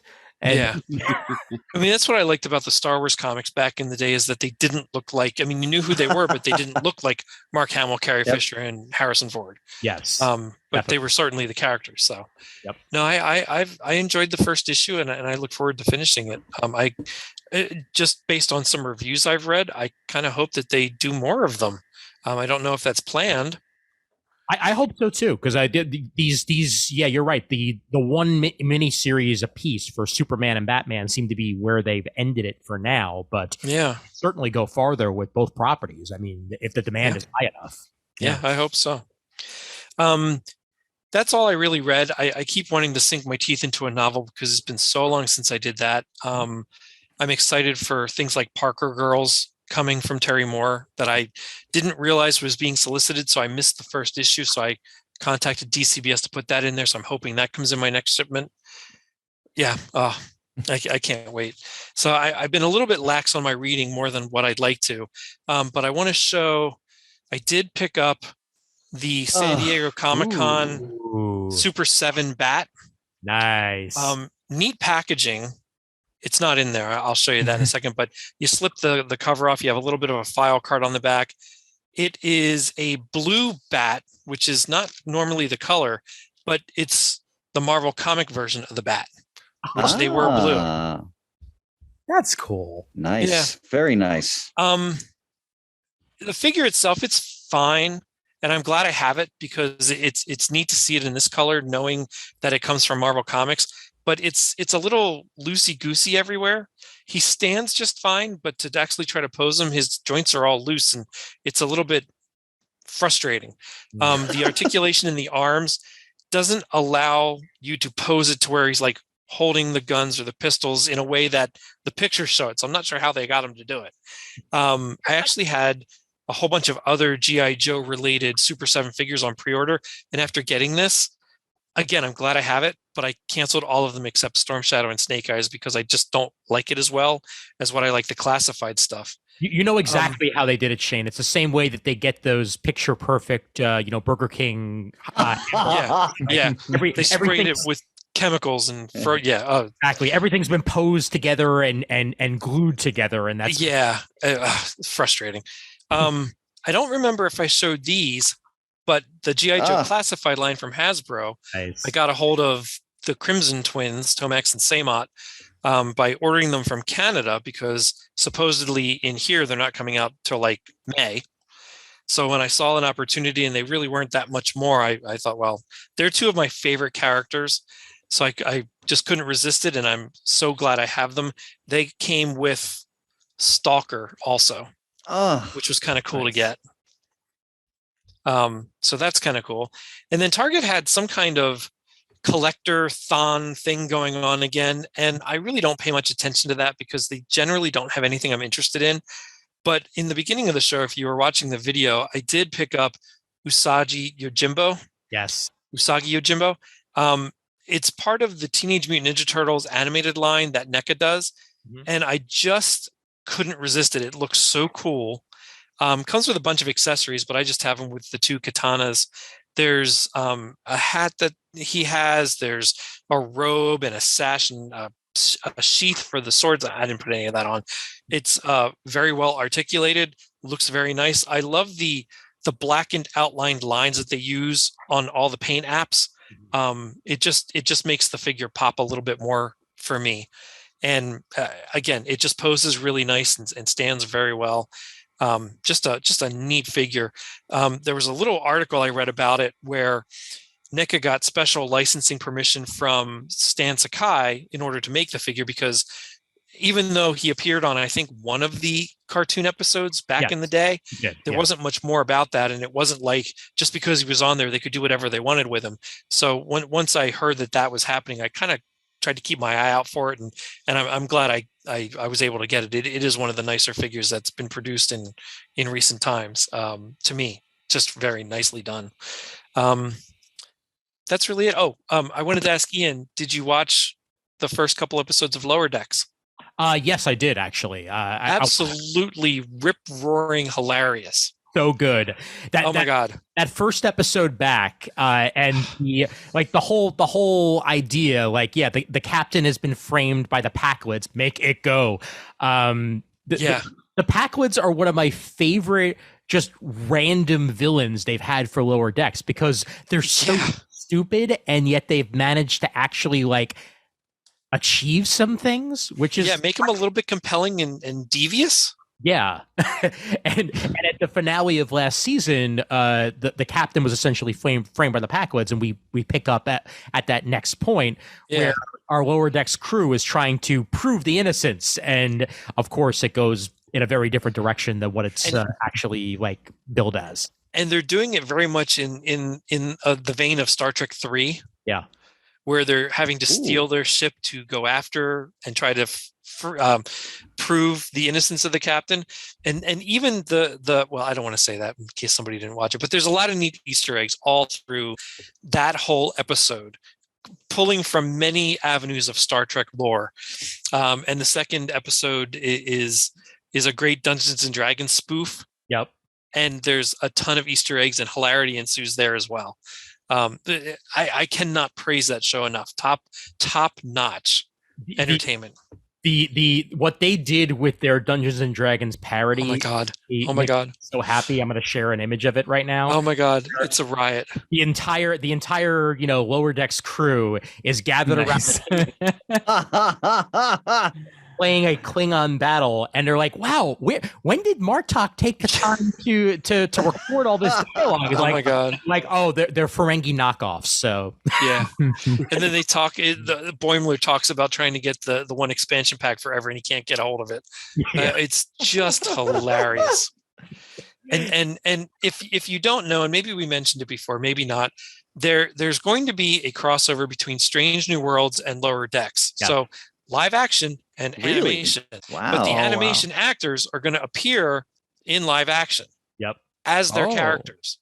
Yeah. I just cannot wait to see how they pull it off. And apparently it's already been filmed. They haven't released the images yet, but Boimler in full Star Trek uniform, Jack Quaid playing him in Strange New Worlds. It's going to be great. Yeah, I cannot wait. That's really cool. One of my best friends works on that show as an animator. He does the background illustrations. Andrew Sarate, tell him he does fantastic work. I love that show. Will. Oh my gosh, I am so excited when that show comes out. It's just fantastic, and it's fun and funny on its own. But if you really know Star Trek lore and you've watched Star Trek for years and years and years. Yeah. Oh my God, the stuff you can pull out of there and the references and the people that the characters they bring in, I always wait till the credits, pause and read through to see if the people that actually played them in the past are voicing them now. And most of the time they are. So I don't know how they're pulling all these people together, but it is wonderfully brilliant. One of my favorite scenes from an earlier season was an episode where Tom Paris from Voyager is visiting the ship. Oh my God. At this point, the Voyager of the show has ended. So the Voyager crew are, celebrities because they made it all the way back from the Delta Quadrant. And Boimler has these commemorative plates like you would have back in the 80s with Tom Paris's face on them that he really wants Tom to sign. Oh and my that's God. half the episode, him trying to get to Tom Paris to get an autograph. Tom Paris to get an autograph. It's so good. Yeah, it's hilarious. It really is, yeah. A bunch of the Rick and Morty guys are behind that series, and to have that and Rick and Morty back at the same time, just adds every week I have 2 immediate animated series to watch. I have to tell Ben, my oldest, about the Rick and Morty coming back because I have never watched Rick and Morty yet. That's on my to-do list. He did. He has binged the entire series to date. He raves about it, has bought comics about it. Mm-hmm. He cannot talk it up enough. And I'm not sure that with him being off back at school, I'm not sure that he knows that the new season's out. And there were Dungeons and Dragons Rick and Morty crossovers for that matter. There are comic books and there's an entire Dungeons and Dragons module with Rick and Morty. Oh, get out. I didn't know that. I knew that there were comic books, but I didn't know that there was modules. Wow. Yep. There's an episode from the latest season of Rick and Morty. I won't spoil it, but it's their Die Hard episode. Oh, I love that episode. Just watched it last night. It was amazing. Nothing quite like Summer running around screaming, Die Hard, Die Hard, Die Hard, Die Hard. Yeah, I have to That's jump what my on that. participation in a Die Hard spoof would be, because I have never seen the movie. And Neither had she. neither had she, but she knew the basic premise. So that's what she's doing. She's running around screaming, Die Hard, Die Hard, Die Hard, while the aliens know everything about Die Hard. So they're just pissed off that Summer's ruining it. Wonderful. Yeah, but that's great. I can't wait to see what else they throw at us this season. Yep. Chris, I will leave you for last this time around because I'm sure you have plenty. So I'm just going to do indeed, sir. I'm going to throw out mine real quick. I decided a couple of weeks ago that I was going to go back and read all of Hickman's run issue to issue to issue, as in including the other comics like Marauders and Excalibur, all the other, in-betweeners. Just to see how I feel about it. And I'll tell you, Marauders is one of my favorite comics of the entire bunch. Wow. It is Kitty Pryde as a pirate. Mm-hmm. that makes sense. I don't think I finished it, but I did really enjoy what I read of it. It's so good. And one of the reasons why she becomes what she becomes is that she realizes that her powers interfere with Krakoa. So like her being on Krakoa she can't actually use the gates because the gates of Krakoa interfere with her powers. So rather than live on an island she can't get off of, she decides to be the go-between, helping mutants that can't make it to Krakoa make it to Krakoa with her ragtag group of marauders. And she becomes a pirate. She winds up working with Emma Frost. Like she becomes basically the new Red Queen, if I remember correctly, of the Hellfire Club through the process of this. Like, of course, it's not just it's not just Kitty Pryde. Of course, she's got her dragon with her because why wouldn't she? Mm-hmm. She needs something to perch on her shoulder if she's going to be a pirate. Very Lockheed. Exactly. Still Lockheed, right? Still Lockheed. Yep. Still Lockheed after all these years. And yeah, you're right. Lockheed is essentially the parrot of the group. And the members switch out, but like Iceman's a part of it for a decent amount of time. Storm is along with her because Storm, being one of her closest confidants for all these years, makes sense for her to be there. And it's just an overall good time. And I'm going to continue to read it that way up until, Hickman's run is all said and done. I think I'm just going to go from issue to issue to issue, filling in all the in-between spots when I have the time. But one of the reasons that I even decided to start doing this was because Marvel released this. X-Men 92. House of 92. Nice. This is House of X with the X-Men animated series. Oh, wow. Yeah. So as close to in continuity as possible, what would happen if this existed in that universe? And, Krakoa gets started. Of course, Professor Xavier is just in his 90s chair with the Cerebro helmet and the green jacket, because what else would you possibly want out of Professor Xavier from that era?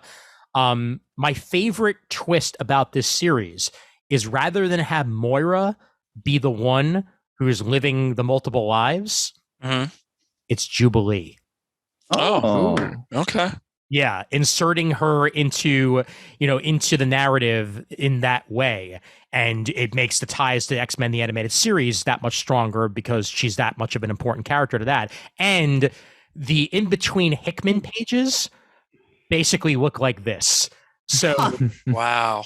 How you would get, the text pieces inside of Hickman's book, they're so Saved by the Bell radical, yes, in all the right ways, that I'm beyond thrilled with what this creative team is putting out so far with this run. And I just read the second issue tonight, and I'm digging it. It feels like House of X, but it's got that animated series flair. Steve Fox is the writer behind it, and Salva Espin and Israel Silva are the art team. And I'm in for the long haul. I want to see where the heck they're going with this. Yeah, I would say that's some Saved by the Bell there in between page art. Wow. Oh, absolutely. And you get things like that. Plus you get advertisements that look like they're straight out of advertisements for arcades thrown in there. Yes. The in-between pieces are just as good as anything else in the actual book. So absolutely loving what that series is so far. First 2 issues are on Marvel Unlimited for those of you who have access to that. And that's how I read them. I also finished Amazing Spider-Man 900 the other day, and then read forward a couple of issues. I haven't read the Wolverine crossover issue yet, which was tied into the Hellfire Gala, but I've read the next few issues, and at least now I know why Norman Osborn. I'm glad they just threw it in there because I'm not reading those issues anytime soon, and I know that about myself. But now I know that due to the machinations of a sin eater, that's how all of a sudden Norman Osborn no longer has any sin.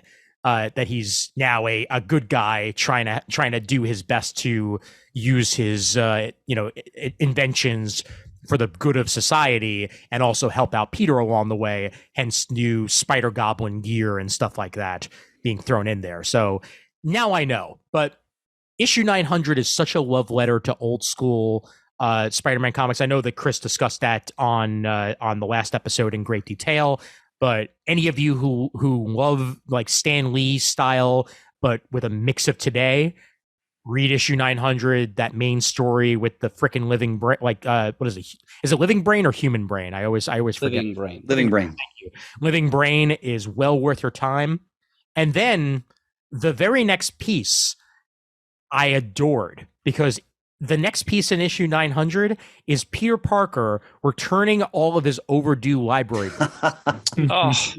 Because in story and also in real life, New York Public Library got rid of their fines.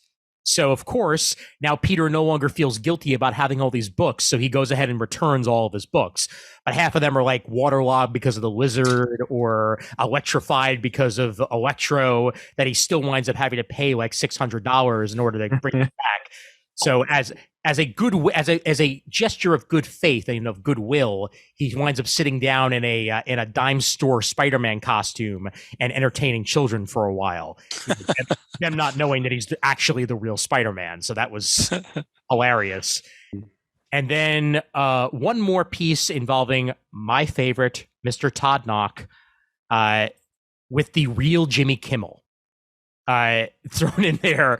Spider-Man winds up in Los Angeles fighting Mysterio, winds up meeting Jimmy Kimmel, and winds up on the set of Jimmy Kimmel. So it's straight out of Letterman era. I'm sure Pants would adore it, but if you're gonna get Todd Knock to draw something, why not have it be that? Because after all, he did draw the Obama stuff. So so now I got to try and track down that issue. I didn't order it. I was just going to read it online, but because it features Mysterio somewhere, I have a small collection of Mysterio comics appearances.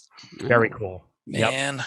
There's also a one-pager at the very end with amazing Marcos Martin artwork and Dan Slott on the writing. It's just one double-page spread about a teenage Spider-Man story that's going to be right up your alley for anybody who's a fan of Silver Age era Spider-Man. So really, really enjoyed that as well.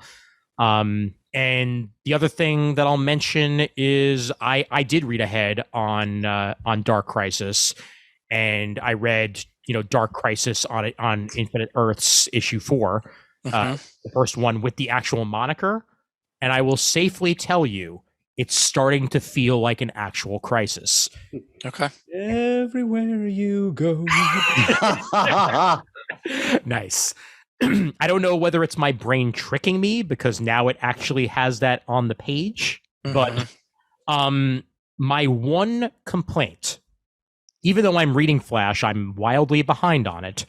But one thing happens in the pages of Flash, which we then see resolved in the pages of Dark Crisis, and that is, anybody who's been reading it knows that Barry's been missing.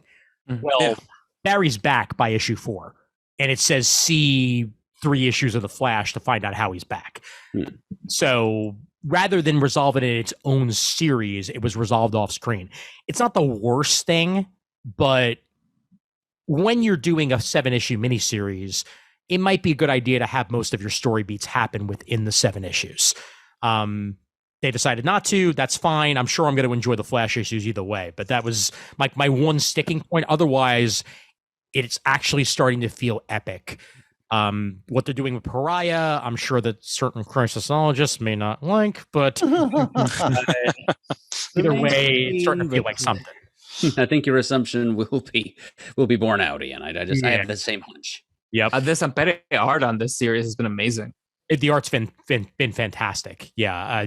And that's felt very Crisis. Like it's old school DC superhero artwork, beautifully rendered. There's a couple spreads that are outrageously good. And I'm curious what it's going to look like come issue 5, where we start getting some ideas of like the Justice League coming back in one form or another, and where that's going to go. But I'm liking where the series is going. Let's see how I feel by issue 7, whether or not it's actually deserves the moniker of Dark Crisis on Infinite Earths. Well, I'll be kind of happy as long as they're not monkeys or dinosaurs. But what's wrong with monkeys or dinosaurs? I need no jail ape anymore. I need no dinosaurs. This is the bitterness. Woo. Yeah. God, that jail ape. Whew. That was rough. God. I don't crap on a cracker, Shane. Oh yeah, that was worse. Oh my God, we that was back in the day before CGS, of course, and going to Golden Eagle in Berkshire Square, where the Walmart is, in Wyomissing, there was John and Alex who worked there, and then of course we knew Peter and Kevin and everybody else. Well, we got a hold of one of the promotional posters for JL Ape, and we would pass that around as a gag gift to everybody so that they would be stuck with it, because it was such a horrific series that we were reading, and just couldn't believe just how bad that was. Oh, yuck. Amazing. All right, I think that's about it from me. So, Chris, the floor is yours. Honored, brother. All right. Well, I've been reading a lot since when did we do the last comic talk? At least a month ago or more? It's been 87 years. So let's start with a couple heavy hitters. Okay. Ooh, yes. Fantastic Four Full Circle by Alex Ross. Oh man. Let me just start with this. Yep.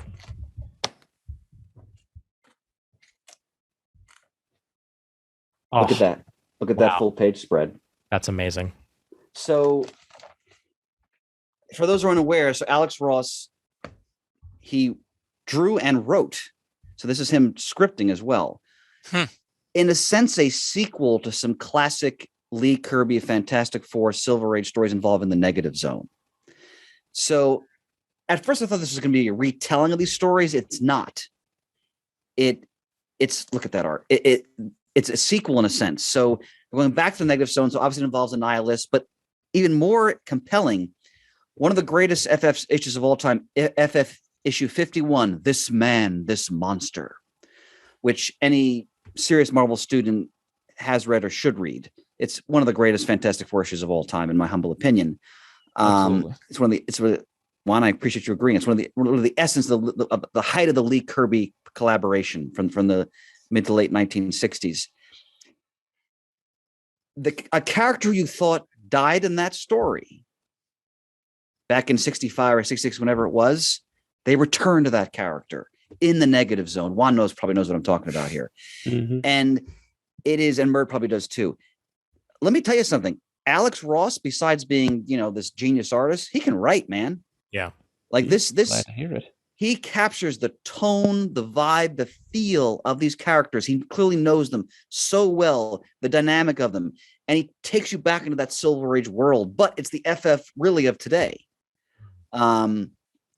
It's everything I wanted it to be and more. Like whatever expectations you have, and mine were very high, they were met and exceeded. It's superb. Absolutely superb.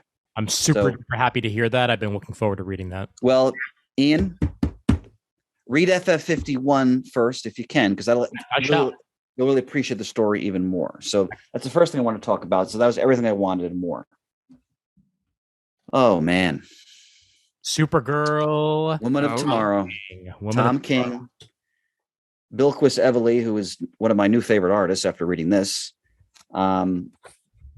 Matthias Lopez is the colors. Clayton Cowles letterer.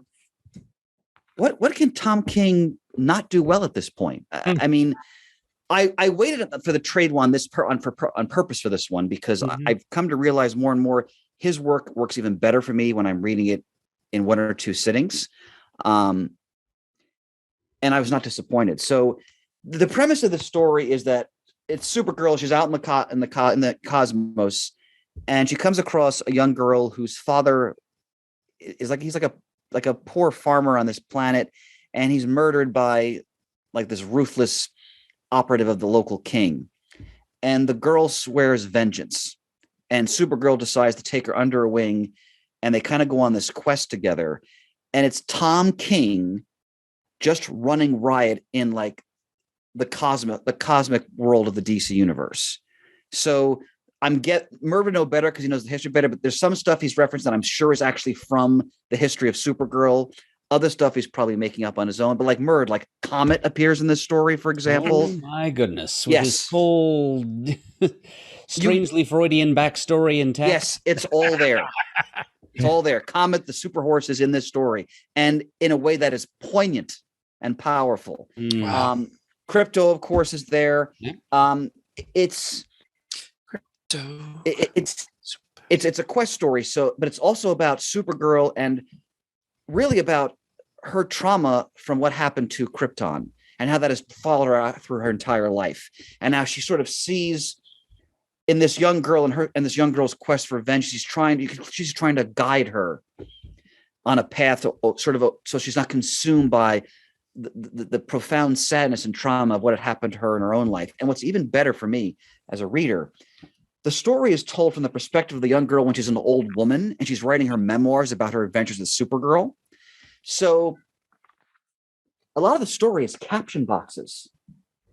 And it's the girl telling the story. And this is a style of writing that has been lost in many ways in comics. Yeah. And let me tell you, Tom King has brought it back in spades, ladies and gentlemen. This book is not, well, you will take some time reading this book.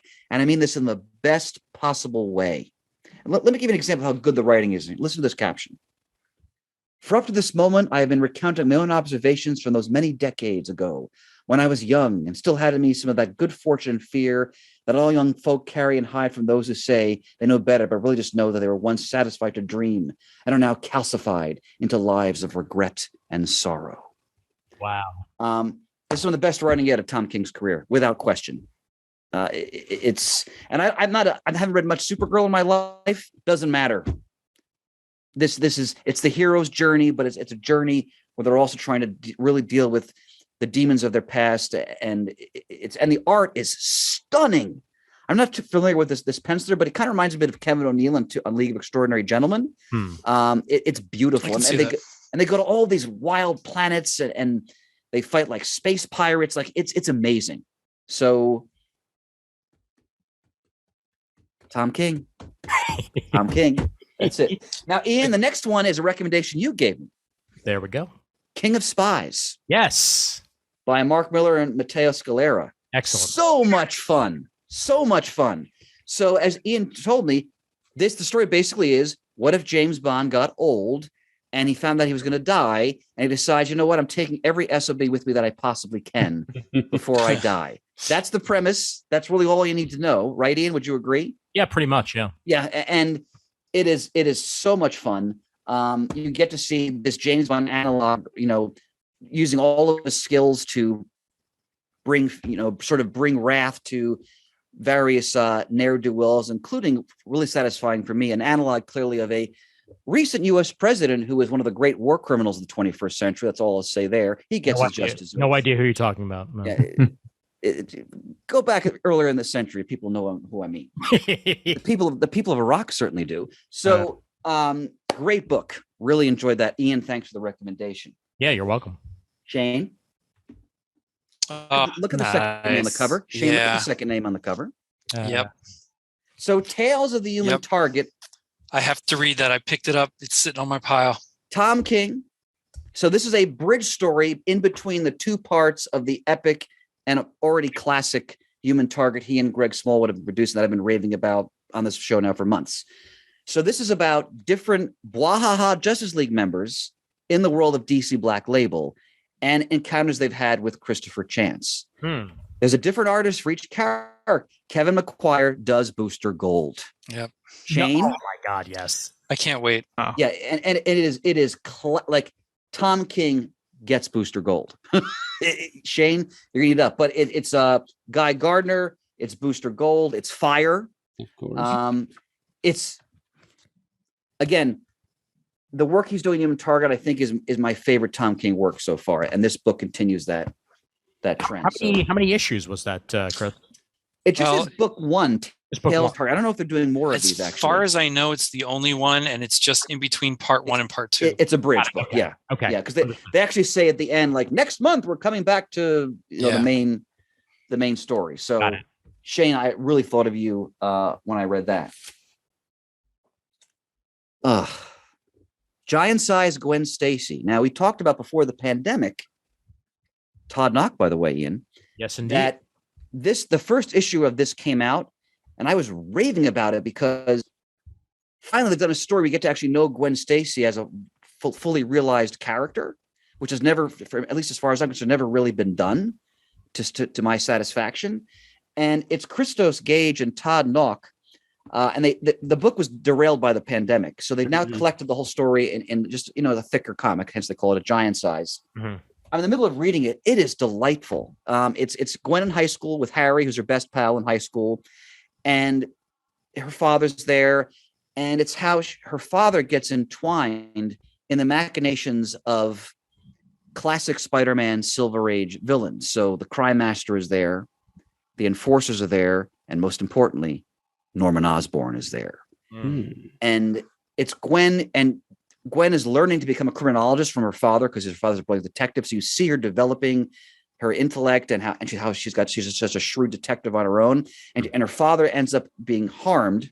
This is how he becomes lame actually with his leg. And it's her trying to figure out what forces are behind her father's been framed. And I haven't finished yet, but there are scenes where she actually is interacting with Norman Osborn. They are chilling. And they also show him, of course, as the Goblin. And it's superb. Any Spider-Man fan, you got to pick this up. Like this is really exciting stuff when it comes to these classic characters. So really enjoying that. Would you put this in the same lane as like Spider-Man Loves Mary Jane, or is it more adult oriented in reading?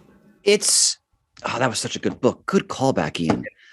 It's a little more adult oriented, not like, I mean, an older kid could read this for sure. Yeah. What I would say though is if you're a lover of the Silver Age of Spider-Man, that era, those characters, those plot lines, if you like Untold Tales of Spider-Man, you would love this story. Yeah, you would love this story. That's what I wanted to hear. Excellent. Yeah. Nice. Wow. Superman Space Age.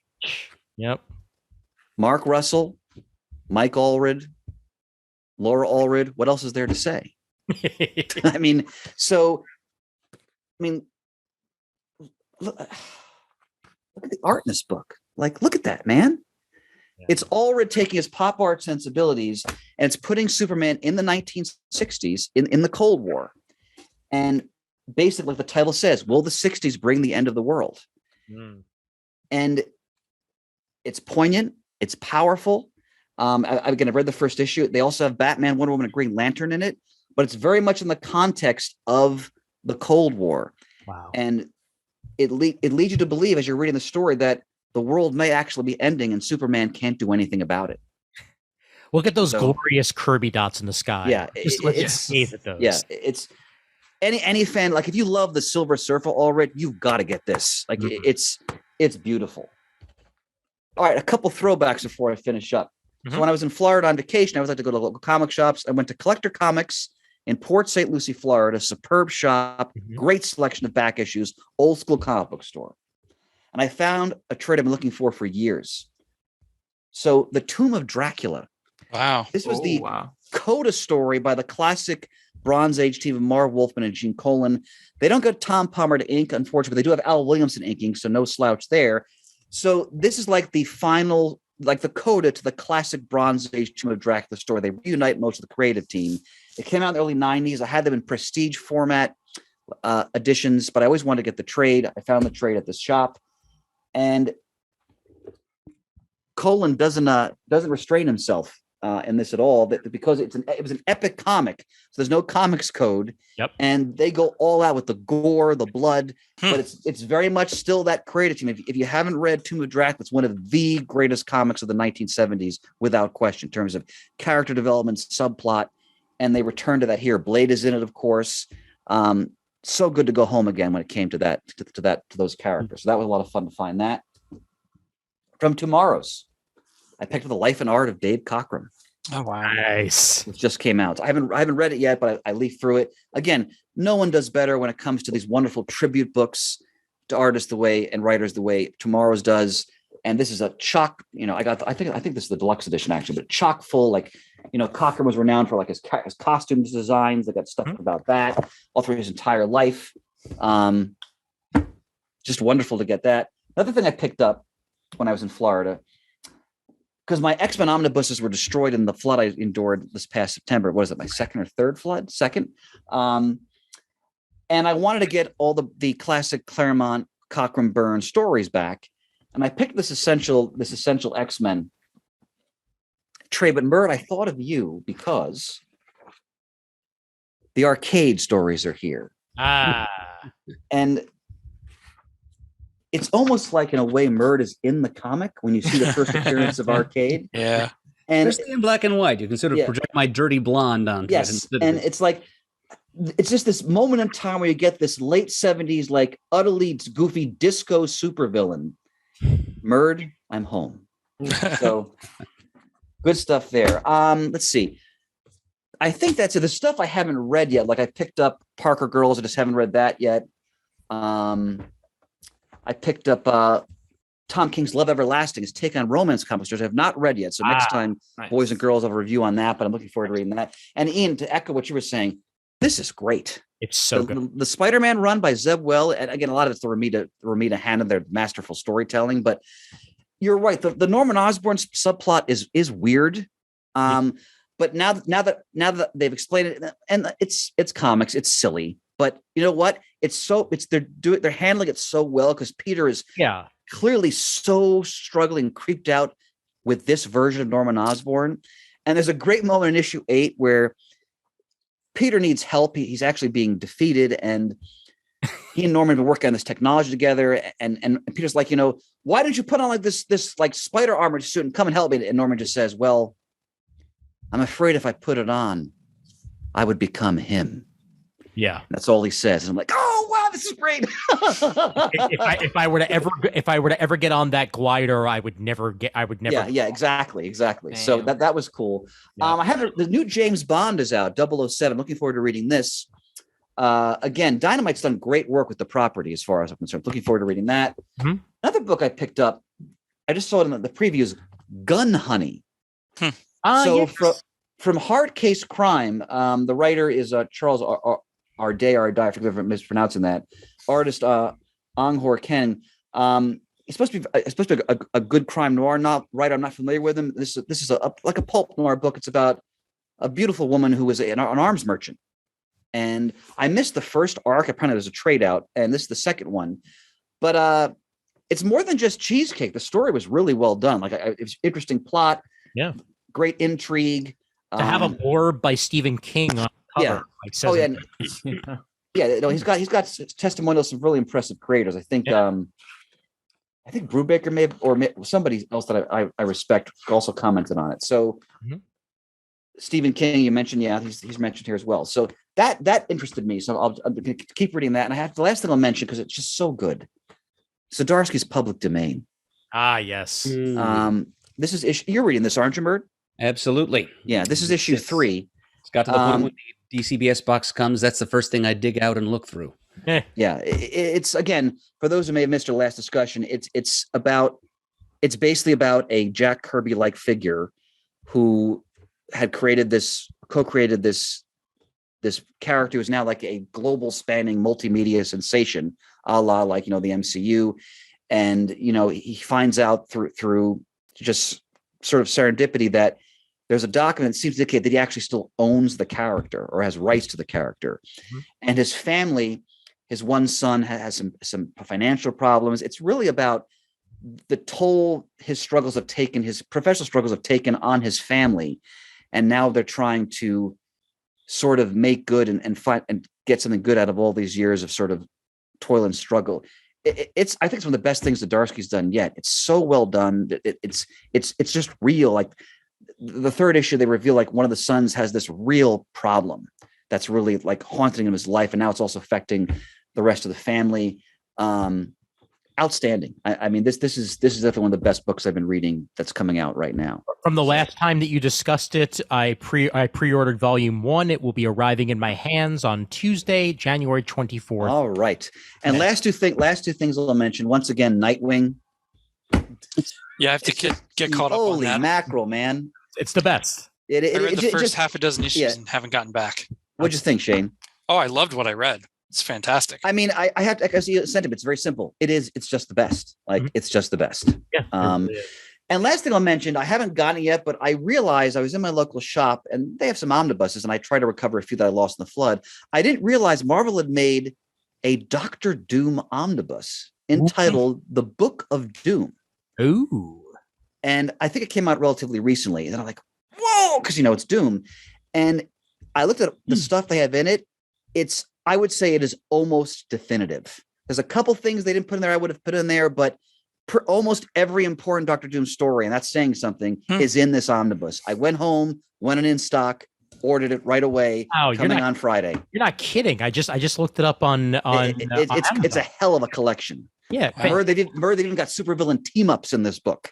Wow. Fantastic. Yeah. Ian, you looking at the list right now? Yeah. It's impressive. Fantastic Four 5 through 6, 39 through 40, 246 through 247. Yes, as you mentioned, supervillain team up 13 through 14. An issue of Champions in there. The Marvel graphic novel Emperor Doom from 1982.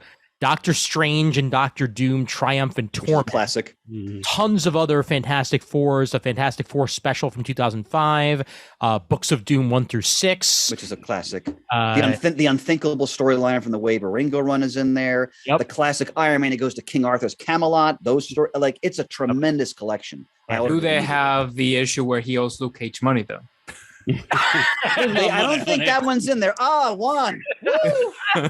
Where's my money, honey? My money, honey. No, I don't think that's in there, but it should have been. Murd's getting it. Yep. There it is. There it is. Luke Cage Epic Collection, baby. Where's my money, honey? Yep.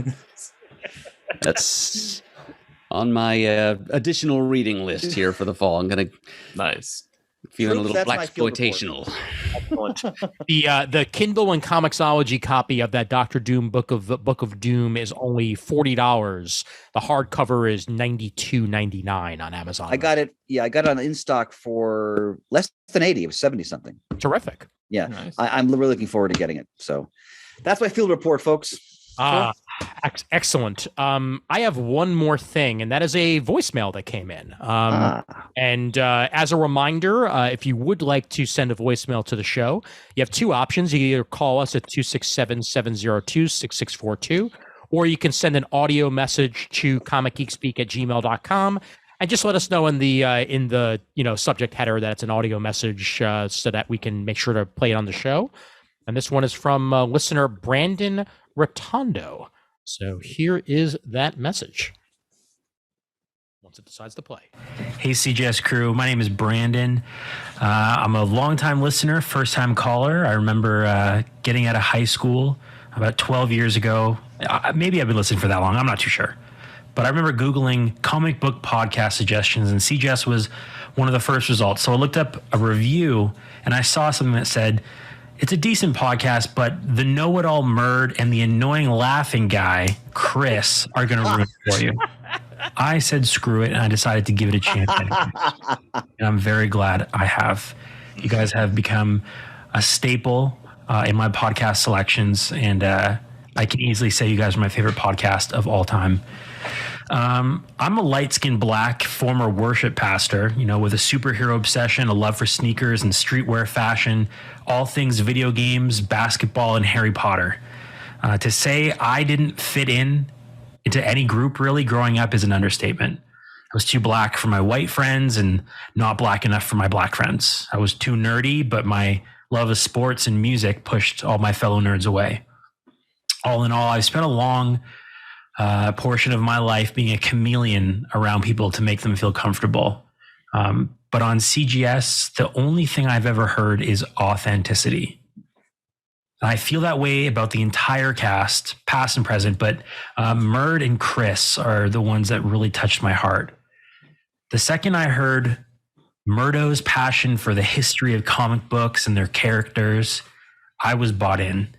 And then that was followed up by Chris's pure and joyful laugh that held nothing back. And I feel that way every single time he has one of his orgasmic laughs, or he calls Ian Levy Poo or something like that, And you guys have inspired me over the past, 10 years, 11 years. I don't know how long I've been listening, but you guys have inspired me. You guys inspired me to try and be myself. And as a black man, that's never been easy. It might never be easy, but forgetting all that, I hope every single one of you, every cast member, knows that your authenticity and passion inspires people like me to be our true selves. It genuinely has touched me and changed my life. So I hope you all know the impact that you have on people, and I pray that you guys will never, ever stop. So I just want to say a big thank you to Chris, Adam, Ian, Shane, Pants, et cetera. Please never stop inspiring. Seriously, let your children take over. Hopefully cloning and, cryotechnology move forward enough that you guys can do this for all of eternity. But seriously, never stop inspiring. God bless from Canada, and all hail Spider-Man. Excellent. Brandon, That's awesome. You're why we do what we do. Yeah. Thank you so much. That was a wonderful Thank you. message. Amen to that. Very happy that Chris and I did not, in fact, ruin it for you. Yeah, and you got to get to a level where you hear Chris like, and then you really got him going. Oh yeah. Yep. Absolutely. Now that was. Thank you so much. What a wonderful message. Yeah. Really, really appreciate it, Brandon, and here's to listening for all these years. Definitely. And we love Canadians. We do. Yes, we do. Yeah. By the way, Mert, I love how we almost ruined the show for some people. I take especially good pride in that. I feel like I should be apologizing to whoever wrote that review, but you know what? No. I first off, I guarantee you they wrote that 6 years ago or longer. and second of all, people aren't going to be everybody's taste. Yeah. That's it. As long as you're willing to give something a shot, and if it's not for you, it's not for you. Yeah. That's yeah. If you, like you said, if you give it a shot and it's not for you, hey, that's one thing. But if you just badmouth it just because, that's different. Exactly. Brandon, we will soldier on for as long as there's breath in our lungs. As far as I'm looking forward to my fishbowl Futurama head sometime in the future. Yeah, Shane's been agonizing about age as we continue to age. Yeah, so saying you've listened for 12 years since you've gotten out of high school, yeah, that twists the knife just a little bit. But it's okay. Hey, I was at least in my 20s when I started. Okay? So let me apologize for saying I was 16 when I started listening to the show. Yeah, right. Yeah, I'm going back to like my second son had not been born yet, and now he's off to college. So yeah, time certainly passes. That is certainly the case. Yes. Yep. Oh man, that's one of the nicest messages I think we've ever received. That was wonderful. Yeah, I would agree. Oh, yes. Yep, absolutely. Thanks for taking the time to record that. And we're going to try to do you proud here and continue to just give of ourselves and of our love of the comics, as authentically as we can. And as so many, I think, would agree, this is what you get from us if you're hanging out with us, if we're in our basement, if we're at a comic shop, if we're on the air. Yep. This is what we talk like, no matter. Yeah. Exactly. Oh yeah, I'm just a jackass in general. I get paid to be a jackass as a teacher, so we can corroborate this. Yes, it's very true. It's very true. We met this man in person. We know. Yeah, yeah, he's a real ass. That a boy. Although I will continue to say this, it's a very good thing that I have an outlet of podcasting, so I at least can talk to people other than my own friends sometimes, because I'm sure they're sick and tired of me saying the same things over and over again. So at least I have an outlet on the internet. You got a fresh audience. Exactly. Yep. All right. Well, Juan, thank you so much. Juan, thanks so much. Yeah, thanks for joining us. Thank you so much for having me. Pleasure meeting you, Chris, and great seeing the rest of you guys again. You bet. Yeah. Good luck with the book. I love the first issue. Thank you. So yeah, I can't wait. Remind folks yet again where they can find you on the internets. Juan Castro Inker, all one word. If you just Google that, all of my stuff will come up. But where I'm most active is on Instagram. Terrific. Cool. And Juan, the full title of the book again, please, just for listeners. Dudley, Datson, and the Forever Machine. And that's available on Comixology, correct? Yes. Okay. Yes, Comixology exclusive for now, but coming to your local comic shop soon through Dark Horse. Looking forward to it. Nice. Yeah, indeed. Yep. And we will certainly mention it on previews when it is solicited, and we'll make sure to continue to keep it in the minds of people. Very much. Yeah, I think the trade for Blood Syndicate is in this previews or the next one. I think it might be this one, but I'm not entirely sure. But you'll find out next week when we. Yes. I'm going to go read it through my Prime and then order it when it comes out in collection. Thank you so much. There you go. Excellent. All right. So before we wrap up, once again, a reminder that you listeners right there, whether you've been listening for 10 years or whether you've been listening for 3 minutes, if you're a patron, thank you so much for your continued support of the show. And even if you cannot donate, spreading the word like Brandon has or anything along those lines, send an iTunes review or just let somebody else know about the show. That's just as beneficial as like the stuff on YouTube and anything. Yep, absolutely. And we thank you so much for any of it. Yes, indeed. Way, shape, or form. So we thank you so much for that. And Murd, a reminder of our other sponsor real quick. Yes, our other sponsor for this episode is our friend Eamon Clark's suite of podcasts, the Mega City Book Club, discussion of British comics, particularly those of the 2000 AD persuasion, but not limited to that. And also his endeavor with his daughter Jenny, A Handful of Dust, revisiting Neil Gaiman's Sandman and all attendant media. Just seek them out wherever you get your podcasts or go to handfulofdust.blogspot.com. Excellent. And for the first time in a few episodes, the role of Shane is played by Shane. Returning to the role. We're home. Exactly. Like to the role where he was originally rolled. I'm not the best Shane understudy. Like I don't have as cool a room to prop the podcast from, like whether I like it or not. But yeah, that's all I have. No voice, no talent, no interest. Just Shane, look at the room. Look, there's the poster. I was went down an existential rabbit hole. Jeez, man. Wow, he's got a neat poster there. and the role of Eeyore will be played by Shane. Like you're acting out the cover to OMAC #1. Eeyore is my head and limbs sticking out of a styrofoam box. You're more than that, Shane. Oh, I know. I'm just kidding. Eeyore is my absolute favorite Pooh character. Always has been, always will be. I get such a kick out of "Hi Pooh, lost my tail." Well, Shane, it's all over to you now. So here you go. Visit us at comicgeekspeak.com to send us an email. The address is comicgeekspeak@gmail.com. As Ian said, to leave a voicemail, the number is 267-702-6642, or send us an audio through the Gmails and let us know in the subject that it's an audio clip. Stop by thecomicforums.vanillacommunity.com. Look us up on YouTube at youtube.com/comicgeekspeak. Comment on this episode. Let us know what you have been reading lately.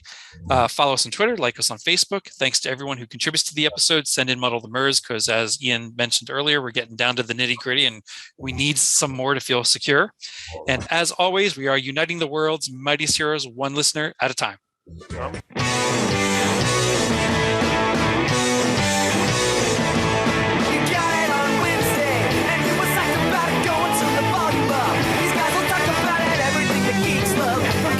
Opinions like the seasons and everything you read in.